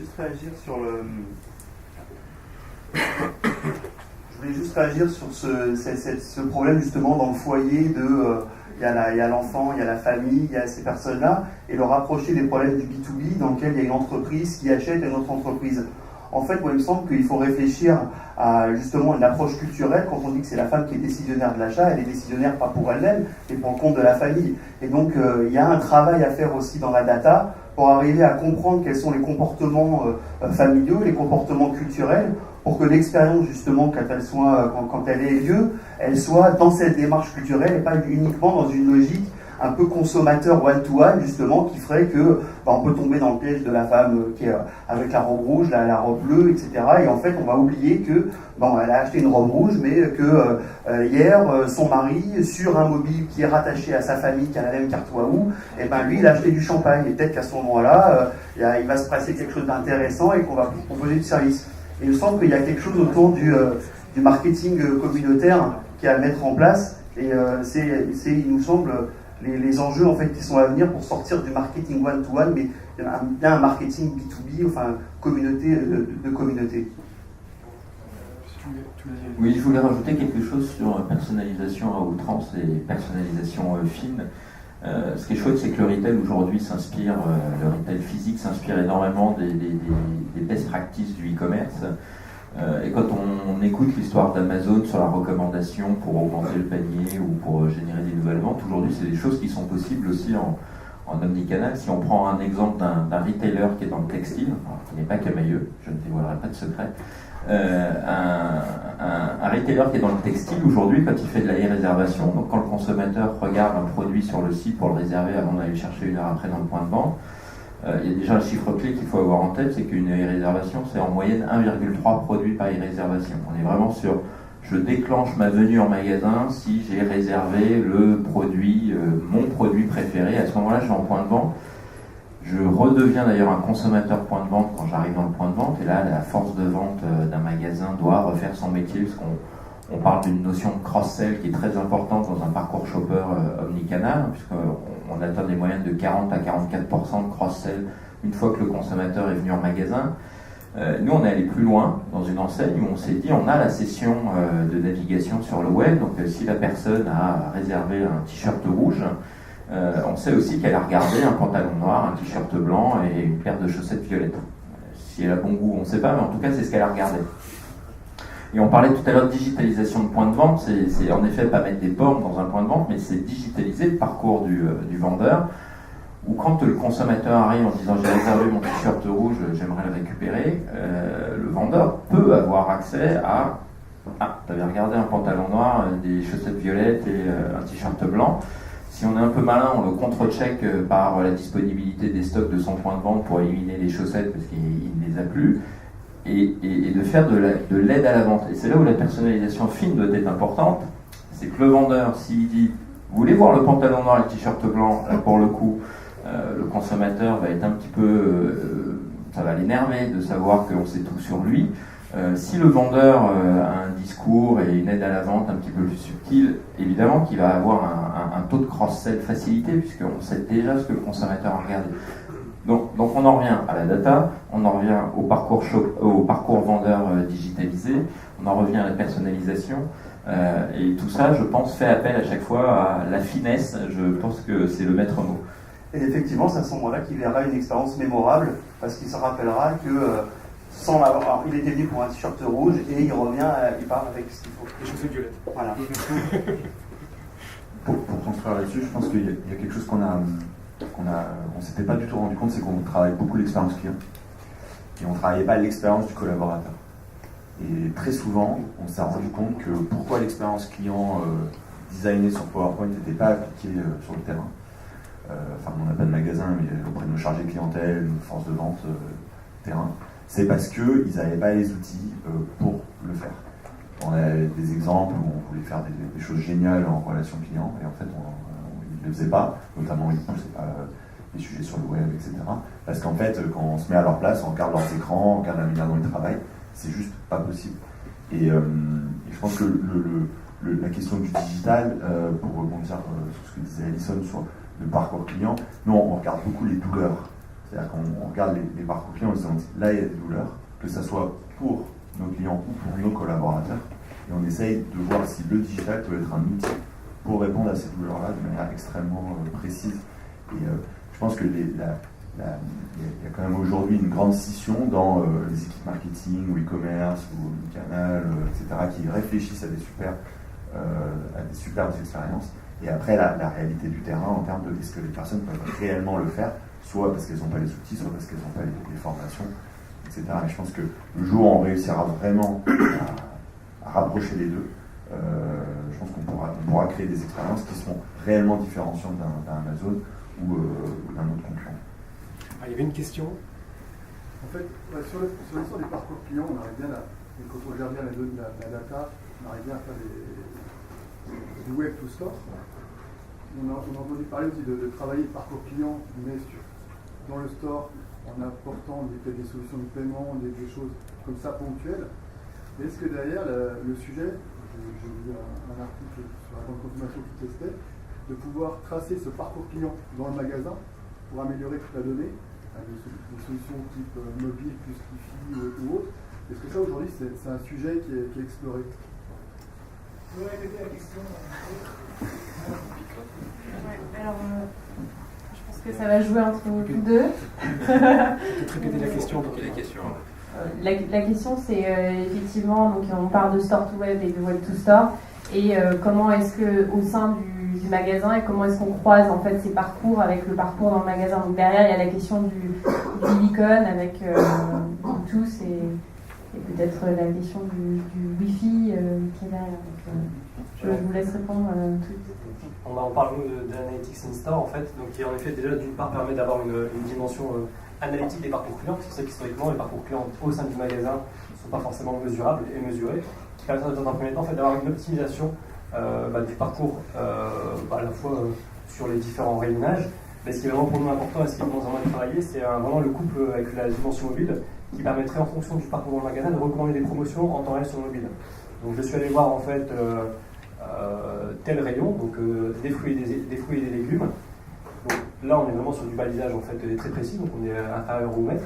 ce qui permet en fait de cartographier le magasin et par rapport à cette cartographie de déclencher des actions de manière très précise.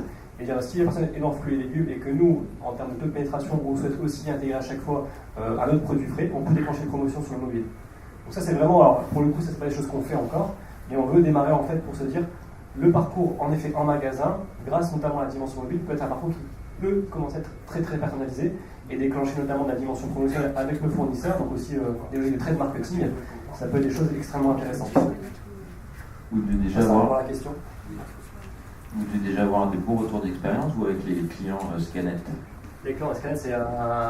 Alors, l'avantage des clients sur la partie Scanet, on a vraiment des retours assez précis. C'est quoi Scanet, en fait, c'est une petite scanette qu'on prend à l'entrée du magasin, une petite touchette, et qui permet en fait au client de scanner de faire en fait lui-même ses courses et de scanner tous les produits et d'avoir en temps réel une amélioration de son panier par rapport à des promotions contextualisées. Donc, c'est un premier niveau qui est assez pertinent.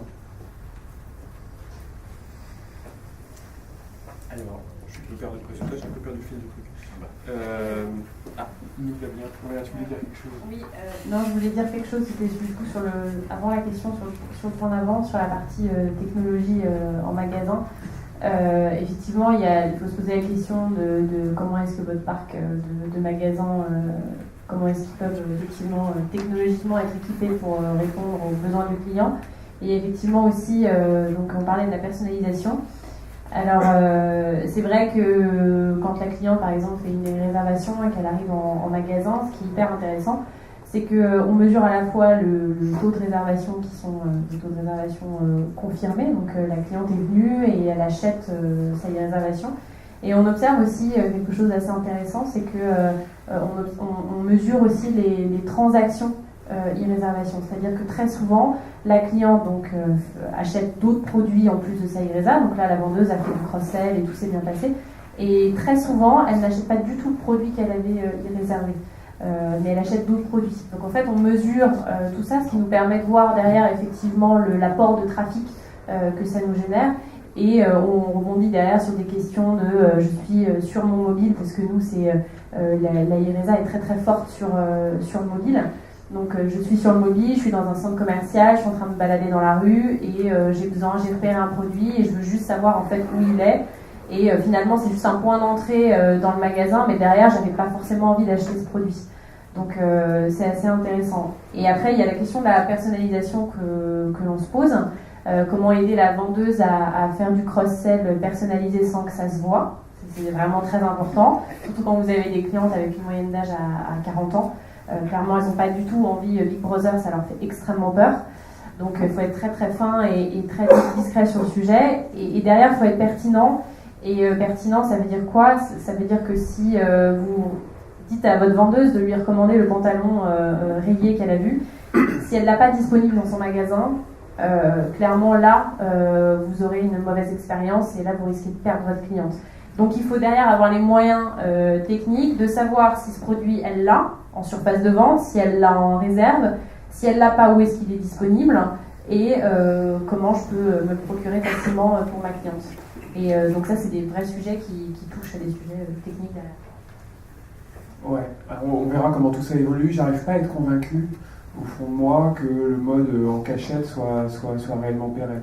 Si on est dans ce mode-là, c'est sans doute qu'on n'a pas trouvé le bon modèle. Je pense qu'une des leçons de ce que fait Amazon, c'est justement l'extrême transparence. En disant, je vous recommande ça parce que je sais ça. Et si on doit être en mode caché, je pense que c'est parce que on sait bien sur ces scénarios-là, on est encore en exploration, à se chercher un petit peu. Un autre truc super important dont je voulais parler, c'est que quand on parle de personnalisation, que ce soit de personnalisation d'expérience au niveau du site, que ce soit au niveau des produits, on est sur des choses potentiellement compliquées.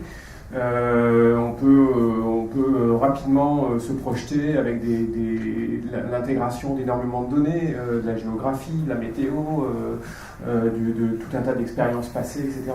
Et je pense qu'un maître mot, tu l'as dit Pinky, mais je voulais revenir dessus parce que je pense que c'est essentiel, c'est la simplicité, c'est de faire des choses simples.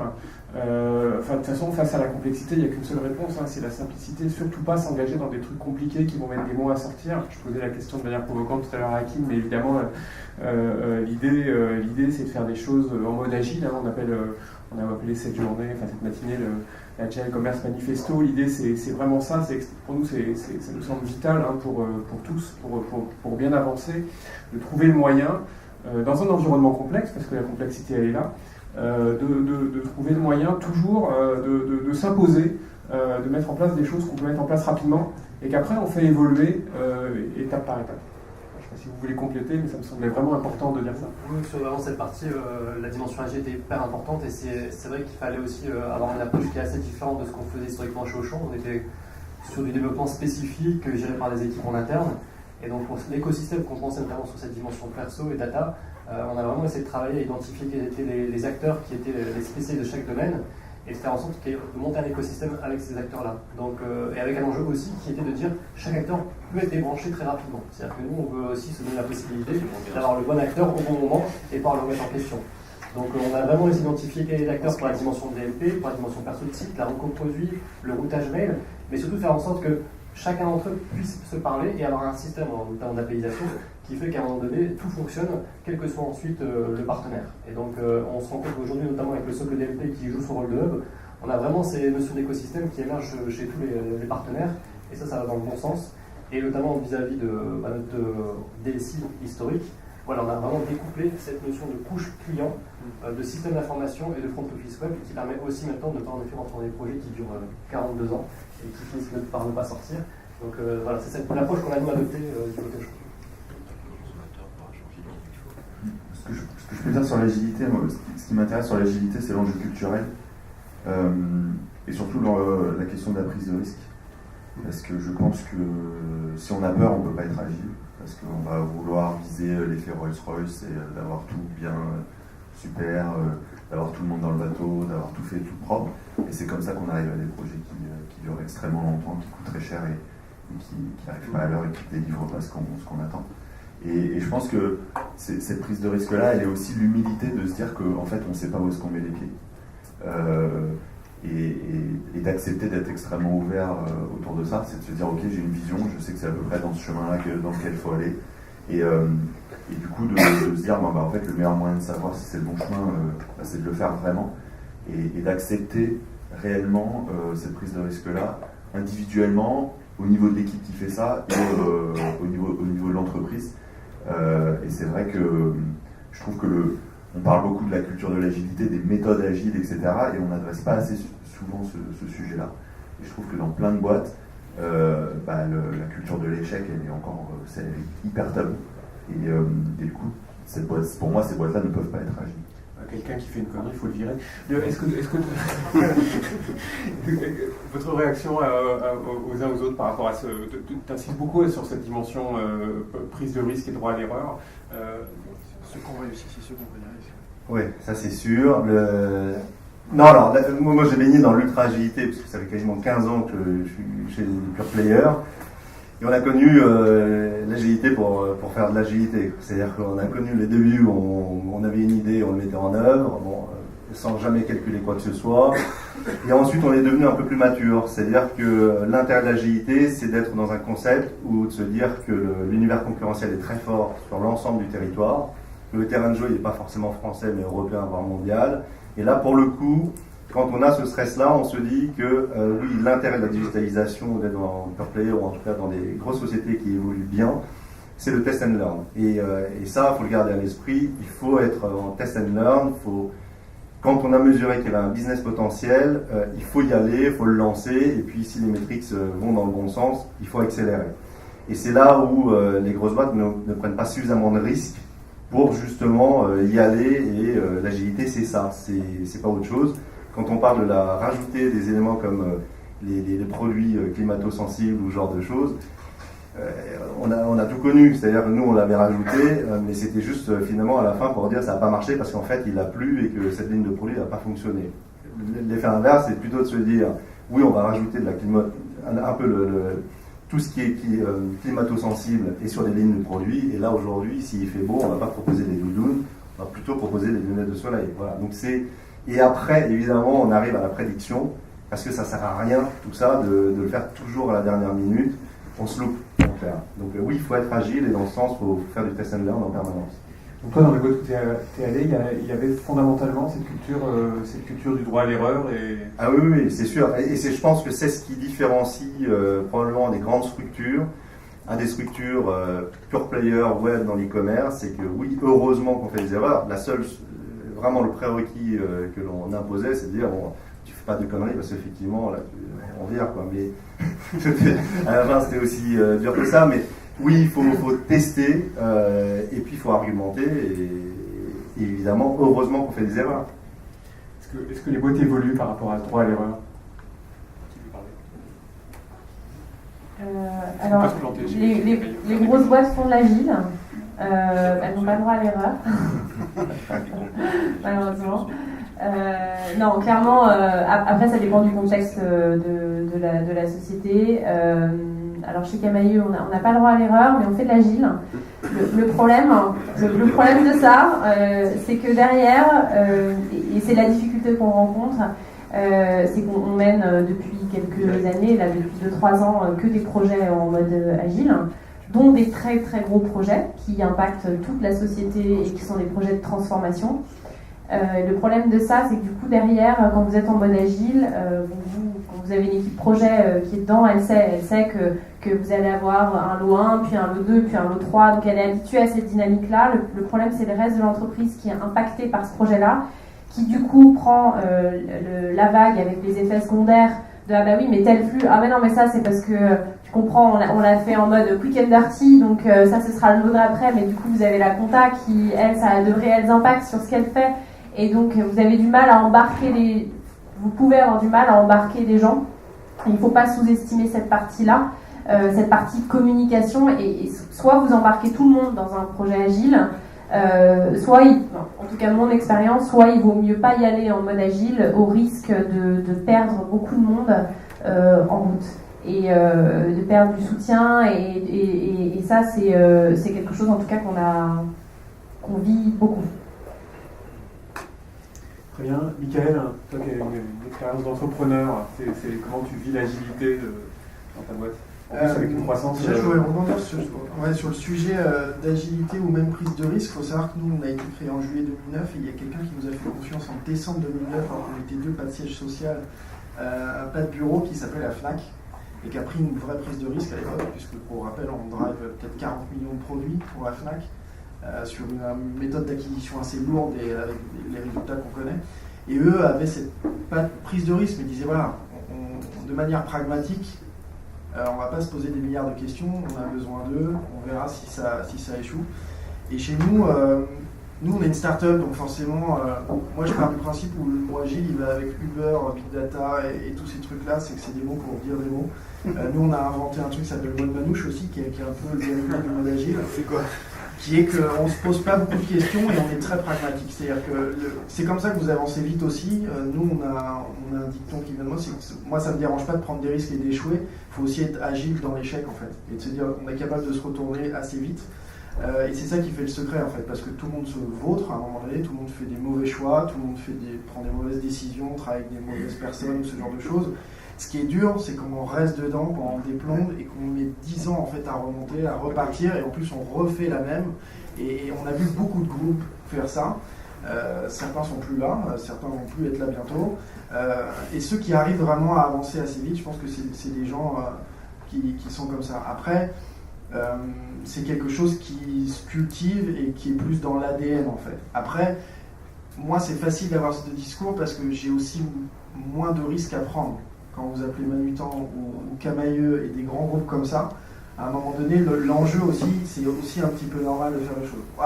Moi, je pars de ce principe-là. C'est-à-dire que nous, quand on monte un côté entrepreneur, on prend des risques. Mais quand vous avez un groupe derrière qui pèse énormément, c'est quand même plus difficile d'y aller un peu à la freestyle quand même.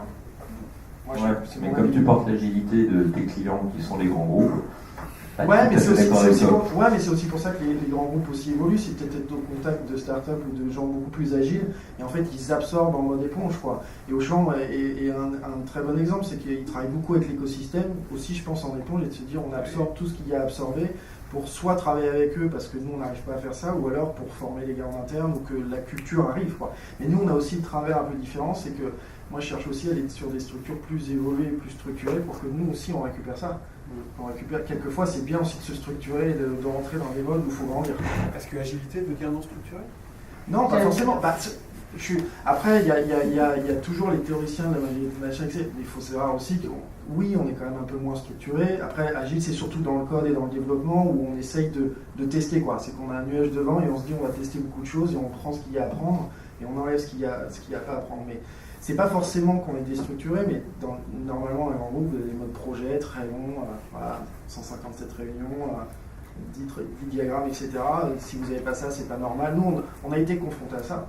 On a été confrontés à des groupes où vous arrivez et le gars était surpris de ne pas avoir un diagramme de Gantt dans la presse, quoi. Et c'était des TSI devant, des gars monstrueux. C'est juste qu'ils étaient habitués à ça. Et s'ils n'avaient pas ça, ils étaient perdus, les repères partaient. Et ça, de plus en plus, en fait, ils arrivent à l'adhérer, à l'absorber. Et c'est aussi parce que les gens évoluent. Et je trouve que les grands groupes arrivent à beaucoup évoluer sur tout le détail. Ouais, je veux bien intervenir. Oui, c'est exactement ça, et c'est aussi la culture de management que vous avez inculquée à l'intérieur de votre entreprise, au sein d'une équipe. Si vous recrutez des gens et si vous forcez votre équipe à être dans une dynamique de start-up, vous aurez beaucoup plus d'agilité. Et même dans un grand groupe, nous dans nos équipes, la plupart sont issus de start-up et on est une start-up au sein d'un gros groupe. Donc c'est tout à fait possible de mixer les deux. Et on fonctionne comme ça et on est reconnu dans l'entreprise comme la fourmilière du groupe. Donc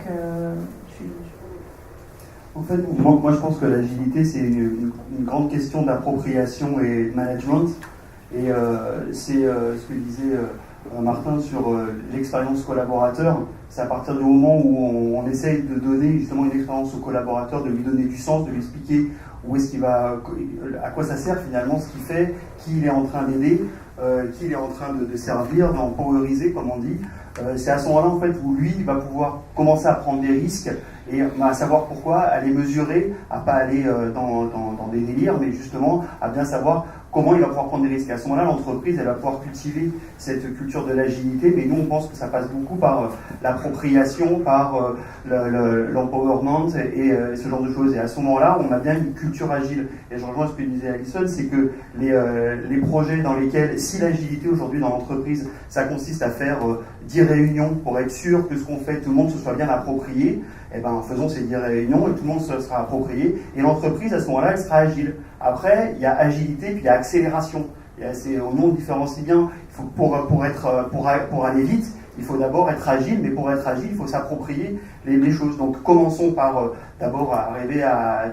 C'est un peu les différents statuts, quoi. On commence par vivre ensemble, puis on pratique ensemble, puis on conçoit ensemble, puis on s'inspire ensemble finalement. Mais il y a toutes ces étapes qui sont à mener, et nous on voit bien chez nos clients, en fonction justement de leur maturité, et ben, ils ne peuvent pas tous démarrer agile, et ça va aussi. Et un des enjeux pour les sociétés de services que nous sommes, c'est justement d'arriver à aligner les équipes de développement sur ces cultures, les cultures des clients, et les aligner sur cette agilité. C'est pas un truc où on dit moi je suis agile et puis on le balance à la gueule du client et puis lui il dit bah c'est quoi et il ne comprend pas. Alors qu'en fait il faut qu'il s'approprie, il faut que les sociétés de services et les partenaires s'approprient bien le business du client pour dire dans cette entreprise voilà comment l'agilité s'exprime et de dire l'objectif c'est pas de s'alourdir, hein, personne n'a envie de s'alourdir, personne d'ailleurs dans le monde n'a envie de s'alourdir, tout le monde veut être agile, mais après bon, on n'a pas forcément les mêmes modes et c'est beaucoup culturel je pense.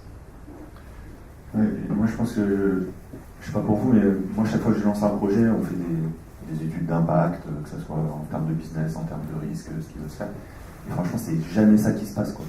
Alors, j'ai peut-être un problème chez moi, mais franchement, il y a deux manières de le voir. Soit effectivement, il faut investir beaucoup plus en amont, de se dire, bah, en fait, il faut faire beaucoup plus d'analyse de data, d'analyse de terrain, etc. Ou alors, il faut juste accepter le fait de se dire ok c'est le chemin et expérimenter et prendre des vrais problèmes. Et je pense que je pense qu'il ne s'agit pas de faire n'importe quoi. Et je pense que le sujet c'est pas de dire bon bah ok on va expérimenter, d'arrêter d'envoyer le catalogue au client. Bah oui on peut. Aujourd'hui si on le fait on aura le même effet. Tu parlais de ça. Nous si on fait ça on perd énormément de business. Et donc la question c'est plutôt effectivement comprendre pourquoi aujourd'hui le client il est si important dans l'expérience expérimenter des choses, mesurer, se prendre les retours et accepter de les écouter, donc être très au contact des clients et derrière construire dessus pour justement, comme je suis tout à fait d'accord sur l'agilité dans l'échec, c'est de valoriser tous les learnings qu'on en sort et d'être plus intelligent à la fin. Parce que je pense que le digital, ce qui a profondément changé le digital, c'est le coût de l'implémentation, il est beaucoup plus faible. Si je prends l'exemple de Manutan avec le catalogue papier, c'était extrêmement structurant de mettre un produit dans le catalogue papier parce qu'après, c'est de la place, on est pendant 1 an, on ne peut plus rien faire, le prix il est bloqué. Donc oui, il fallait faire des grosses études avant pour prendre la décision de référencer telle ou telle gamme ou prendre telle ou telle décision. Aujourd'hui, le coût de référencement d'un produit, de publication d'un produit, il a été divisé, on n'a pas fait d'études, mais c'est énorme, ça ne coûte plus rien. Donc quel est l'intérêt de faire des études en amont? Pour moi, il n'y a plus aucun intérêt. Il faut avoir une vision, il faut savoir dans quelle direction on va, il faut dérouler, et on aura des bonnes exemples. Nous, on a eu des questions en interne, oui, mais est-ce que les clients ils voudraient ce type de gamme de produits? Donc là, le réflexe, c'est on va faire des études. Moi, je dis, tu prends tout le budget des études là, tu le mets à le faire, et là, on aura un vrai business case qui est extrêmement viable. Parce que toutes les études qu'on fait, après on fait des forecasts et franchement, que ce soit en plus ou en moins, on n'est jamais proche de ce qu'on s'est dit. Pour prolonger ce qui vient d'être dit par Mickaël et Martin, Mickaël, vous dites que vous ne posez pas de questions. Moi j'ai du mal à vous croire. Quand vous évoquez votre agilité, vous dites qu'on ne se pose pas de questions. En fait, je n'y crois pas. Et c'est tout le problème, et c'est aussi ce que dit Martin, mais vous le dites un peu vite. Vous dites, voilà, il faut un cap, il faut une stratégie, et puis on déroule. Évidemment. Mais du coup, tout est dans le cap et tout dans la vision et dans la stratégie. Donc je pense que le problème de l'agilité, c'est que pour certains, c'est la culture du faire. En fait, on fait, puis comme dit certains, on ne voit pas plus loin que le bout de son fer. Et puis pour d'autres, parce que le paradigme a changé, parce que vous êtes porteur de vision sans même vous en rendre compte au départ, et d'une vision stratégique que vous incarnez, et donc, vous êtes bien placé pour en témoigner, vous êtes assez porteur de cap et de direction stratégique, ce qui fait que derrière, on peut dérouler parce que le chemin peut changer. Et en fait, c'est ça le grand problème de l'agilité. Il y a ceux qui en parlent en cultivant tout est dans le faire, et se poser des questions, ça ne sert à rien, la philo, ça ne sert à rien, la stratégie, ça ne sert à rien, ne réfléchissons pas. Non, mais c'est justement parce que vous dites, hein. Au contraire, je voulais le relever. Vous dites bien le contraire. Tous les deux, vous dites bien, en fait, vous incarnez bien, je pense, le fait que vous êtes agile parce que vous êtes porteur de vision, de direction, de cap, très solide en fait. Vous avez des piliers très solides sur lesquels vous appuyez, et c'est pour ça que vous pouvez être agile. C'est ce que je voulais dire. J'avais une question. Oui. Je voulais savoir si justement, pour rester sur ce thème-là d'agilité, et sur des cas bien précis, si vous avez fait appel à l'A/B test et si ça vous avait permis aujourd'hui de pouvoir vous engager plus facilement ou de vous convaincre vos supérieurs effectivement ou votre direction plus facilement, puisque nous on l'a fait lorsqu'on a fait une refonte du tunnel de conversion, ce qui était un gros chantier sur lequel vous pouvez vraiment perdre quelques points de conversion, et pour justement ne pas prendre ce risque-là, on a fait appel à l'A/B test, et je voulais savoir si vous avez un retour d'expérience, si vous pouvez nous en parler. Qui veut témoigner sur cette question de B-test? Moi, je pense que c'est un must-have, la B-test, justement pour avoir des données extrêmement chiffrées de là où est-ce qu'on met les pieds. On a plein d'exemples de cas où on avait des choses où on était extrêmement fiers de ce qu'on avait fait, on les teste en AB, ça performe moins bien. Donc, je pense que c'est essentiel. Après, le niveau, je pense que c'est toujours pareil, il y a des niveaux, il y a différents niveaux en AB test, il y en a, je pense, qui en font beaucoup trop, et qui avaient le moindre idée, ils font un AB test. Des fois, il faut aussi accepter justement la prise de risque et de le tester en live là-dedans, mais c'est sûr que c'est un élément essentiel. Et moi, qui me sert plus à convaincre, à mettre tout le monde d'accord dans mon équipe, que N+1. Notamment, on bosse en Europe. Quand on déroule un tunnel de conversion sur tous les pays d'un coup, si on n'a pas des datas extrêmement fiables sur le fait de dire qu'on est sûr que ça performe mieux, on peut avoir des débats interminables sur « Ah non, mais moi je préférais quand c'était comme ça » ou « Je préférais quand c'était comme ça ». Alors que quand il y a des datas, ça parle de lui-même. Il faut quand même reconnaître que le bouton bleu était plus joli. D'accord. Mais cela permet peut-être certainement d'avoir plus d'agilité et plus de prise de risque. Ouais, complètement. Ouais, c'est clair. Et l'agilité, c'est pas faire n'importe quoi. Hein. Enfin, je pense que ça veut pas dire être totalement déstructuré, faire n'importe quoi. L'agilité, c'est juste, je pense, enfin ma définition, c'est d'avoir un cadre, d'avoir une vision, et de passer peu de temps à se poser des questions existentielles et plus de temps à le faire et surtout à apprendre. Je pense que c'est le mot fort. Il faut apprendre, mais avec des choses extrêmement terrain, chiffrées et faites, plutôt que de se dire ah oui, j'ai entendu dire que sur tel site concurrent, ils ont eu telle amélioration de taux de conversion parce qu'ils ont fait ce panier, donc je vais prendre ce panier, et puis finalement, on passe 6 mois à le faire, et finalement, on prend moins 20 de taux de conversion. Je pense qu'il ne faut pas le... Je propose qu'on prend une dernière question, et puis ensuite, tout le monde sort. Non, pas du tout, au contraire. Une dernière question, et puis ensuite, on restera dans cet espace, ceux qui veulent rester, évidemment. On aura de quoi boire, de quoi manger, et évidemment de continuer à discuter sur ces sujets qui nous passionnent. J'ai une question sur l'organisation de l'agilité, mais avant de parler d'agilité, je voudrais juste situer l'agilité, parce qu'on parle d'agilité un peu à différents niveaux.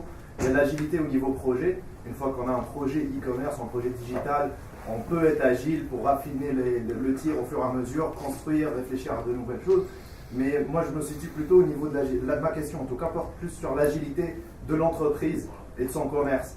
C'est-à-dire que quel est aujourd'hui, qu'est-ce que vous faites aujourd'hui en termes d'organisation ou d'organes pour permettre une agilité d'entreprise globale, se remettre en question au niveau de la direction, se remettre en question par rapport à l'arrivée d'acteurs comme Uber, d'arrivée d'acteurs comme Amazon et demain d'acteurs qui vont ubériser Amazon quelque part.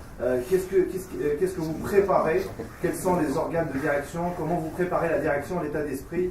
Vous sensibilisez les dirigeants, parce que quelque part le digital dans les entreprises, ça incarne l'agilité. Je pense que la division digitale dans n'importe quelle entreprise, ça incarne un peu l'agilité, et je pense que vous êtes tous porteurs un peu de cette agilité-là, mais comment l'agilité remonte au niveau de la direction, et comment vous ouvrez les esprits quelque part? Je vais répondre à une. Alors nous, l'agilité, je vais répondre d'un point de vue produit. Ce qui est compliqué dans une grosse structure, vous avez une structure de collection, donc vous définissez une collection 1 an et demi en avance. Cette collection, vous la faites produire, vous l'achetez, vous la faites livrer et entre guillemets, ensuite vous la subissez. Soit vous avez de la chance, elle plaît, soit elle ne plaît pas, et dans ce cas-là, vous le voyez, mais rétrospectivement. Aujourd'hui, en tout cas, ce qu'on essaye de faire, et c'est lié à la transformation de l'entreprise, on essaie, nous, au sein du digital, de remonter le maximum d'informations, donc que ça vienne des réseaux sociaux, que ça vienne d'analyse de parcours clients, cross-canaux ou autres, de remonter ces informations aux bonnes personnes dans l'entreprise, que ce soit à l'offre, aux achats, au marketing et autres, et on essaie en fait de corriger le tir sur un certain nombre de sujets pour optimiser notre collection, nos messages, nos promotions, notre marketing opérationnel et autres. Donc nous, l'agilité, en tout cas chez Camaïeu, il y a plein de formes, mais en tout cas c'est une des formes qu'on vit le plus au quotidien, et le web est porteur de ça au sein des différents départements. On est apporteur de connaissances, et c'est en ce sens qu'on gagne en agilité. On est à peu près sur les mêmes principes, et on dirait que notre modèle économique sur la partie digitale est un modèle agile en fait. Donc on va variabiliser un maximum de choses pour se dire qu'au final on va pouvoir en fait changer de direction à tout moment. Donc un peu comme tous les marchands, on a intégré la dimension marketplace par exemple, et cette dimension marketplace apporte énormément d'informations sur les produits qui pourraient fonctionner, qu'on n'a pas forcément d'intention de gamme propre. Sur certains produits qu'on a des intentions de gamme qui en sont en propre mais qui marchent mieux en marketplace, on se pose des questions. On a des taux de transfo aux produits qui permettent aussi de définir peut-être en magasin certains produits qui pourraient fonctionner. On détecte des tendances en amont de ce qui pourrait se passer en physique. Donc c'est vraiment cette capacité, en tout cas le fait de s'autoriser à se remettre en question en permanence en ayant des signaux faibles qui sont amplifiés parce qu'en fait la data est bien travaillée. On parle de smart data et dense. Donc ça, et qui sont forcément significatifs par rapport à ce que nous pouvons produire. Donc derrière, on a vraiment cette volonté d'être agile à tous les niveaux, et ça va se traduire à la fin en effet sur le modèle économique. Donc On a travaillé avec l'ensemble des structures de la boîte, y compris la logistique, parce que c'est un des éléments forts chez nous, pour transformer ça, et en effet la partie visualisation de la logistique en fait partie, et on se dit, voilà, on a un cœur de métier, on doit vraiment l'identifier, le définir, mais surtout le reste, en fait, on va pouvoir en fait débrayer quasiment en temps réel tout ce qui pourrait se passer. Pour avoir travaillé par exemple en VAD, moi ce qui avait été une expérience extrêmement riche, c'est qu'on a été bon sur tout. Donc on avait intégré la conception des catalogues, l'édition impression, la logistique, les préparations de commandes, etc. C'était notre force, et à la fin ça devenait notre principale faiblesse, puisqu'on avait un modèle en termes de trafic qui était devenu énorme, et chaque variation de chiffre d'affaires faisait qu'on poussait, et qu'on était systématiquement à réagir plutôt qu'à pro-agir. Et ça je pense que c'est des choses que le diable permet vraiment d'intégrer, et c'est extrêmement important de le vivre comme ça, quoi. Merci à tous. Donc ce que je vous propose, c'est qu'on poursuive les échanges autour de petits fours, au soleil sur la terrasse. Donc voilà, merci à tous et à suivre. Merci.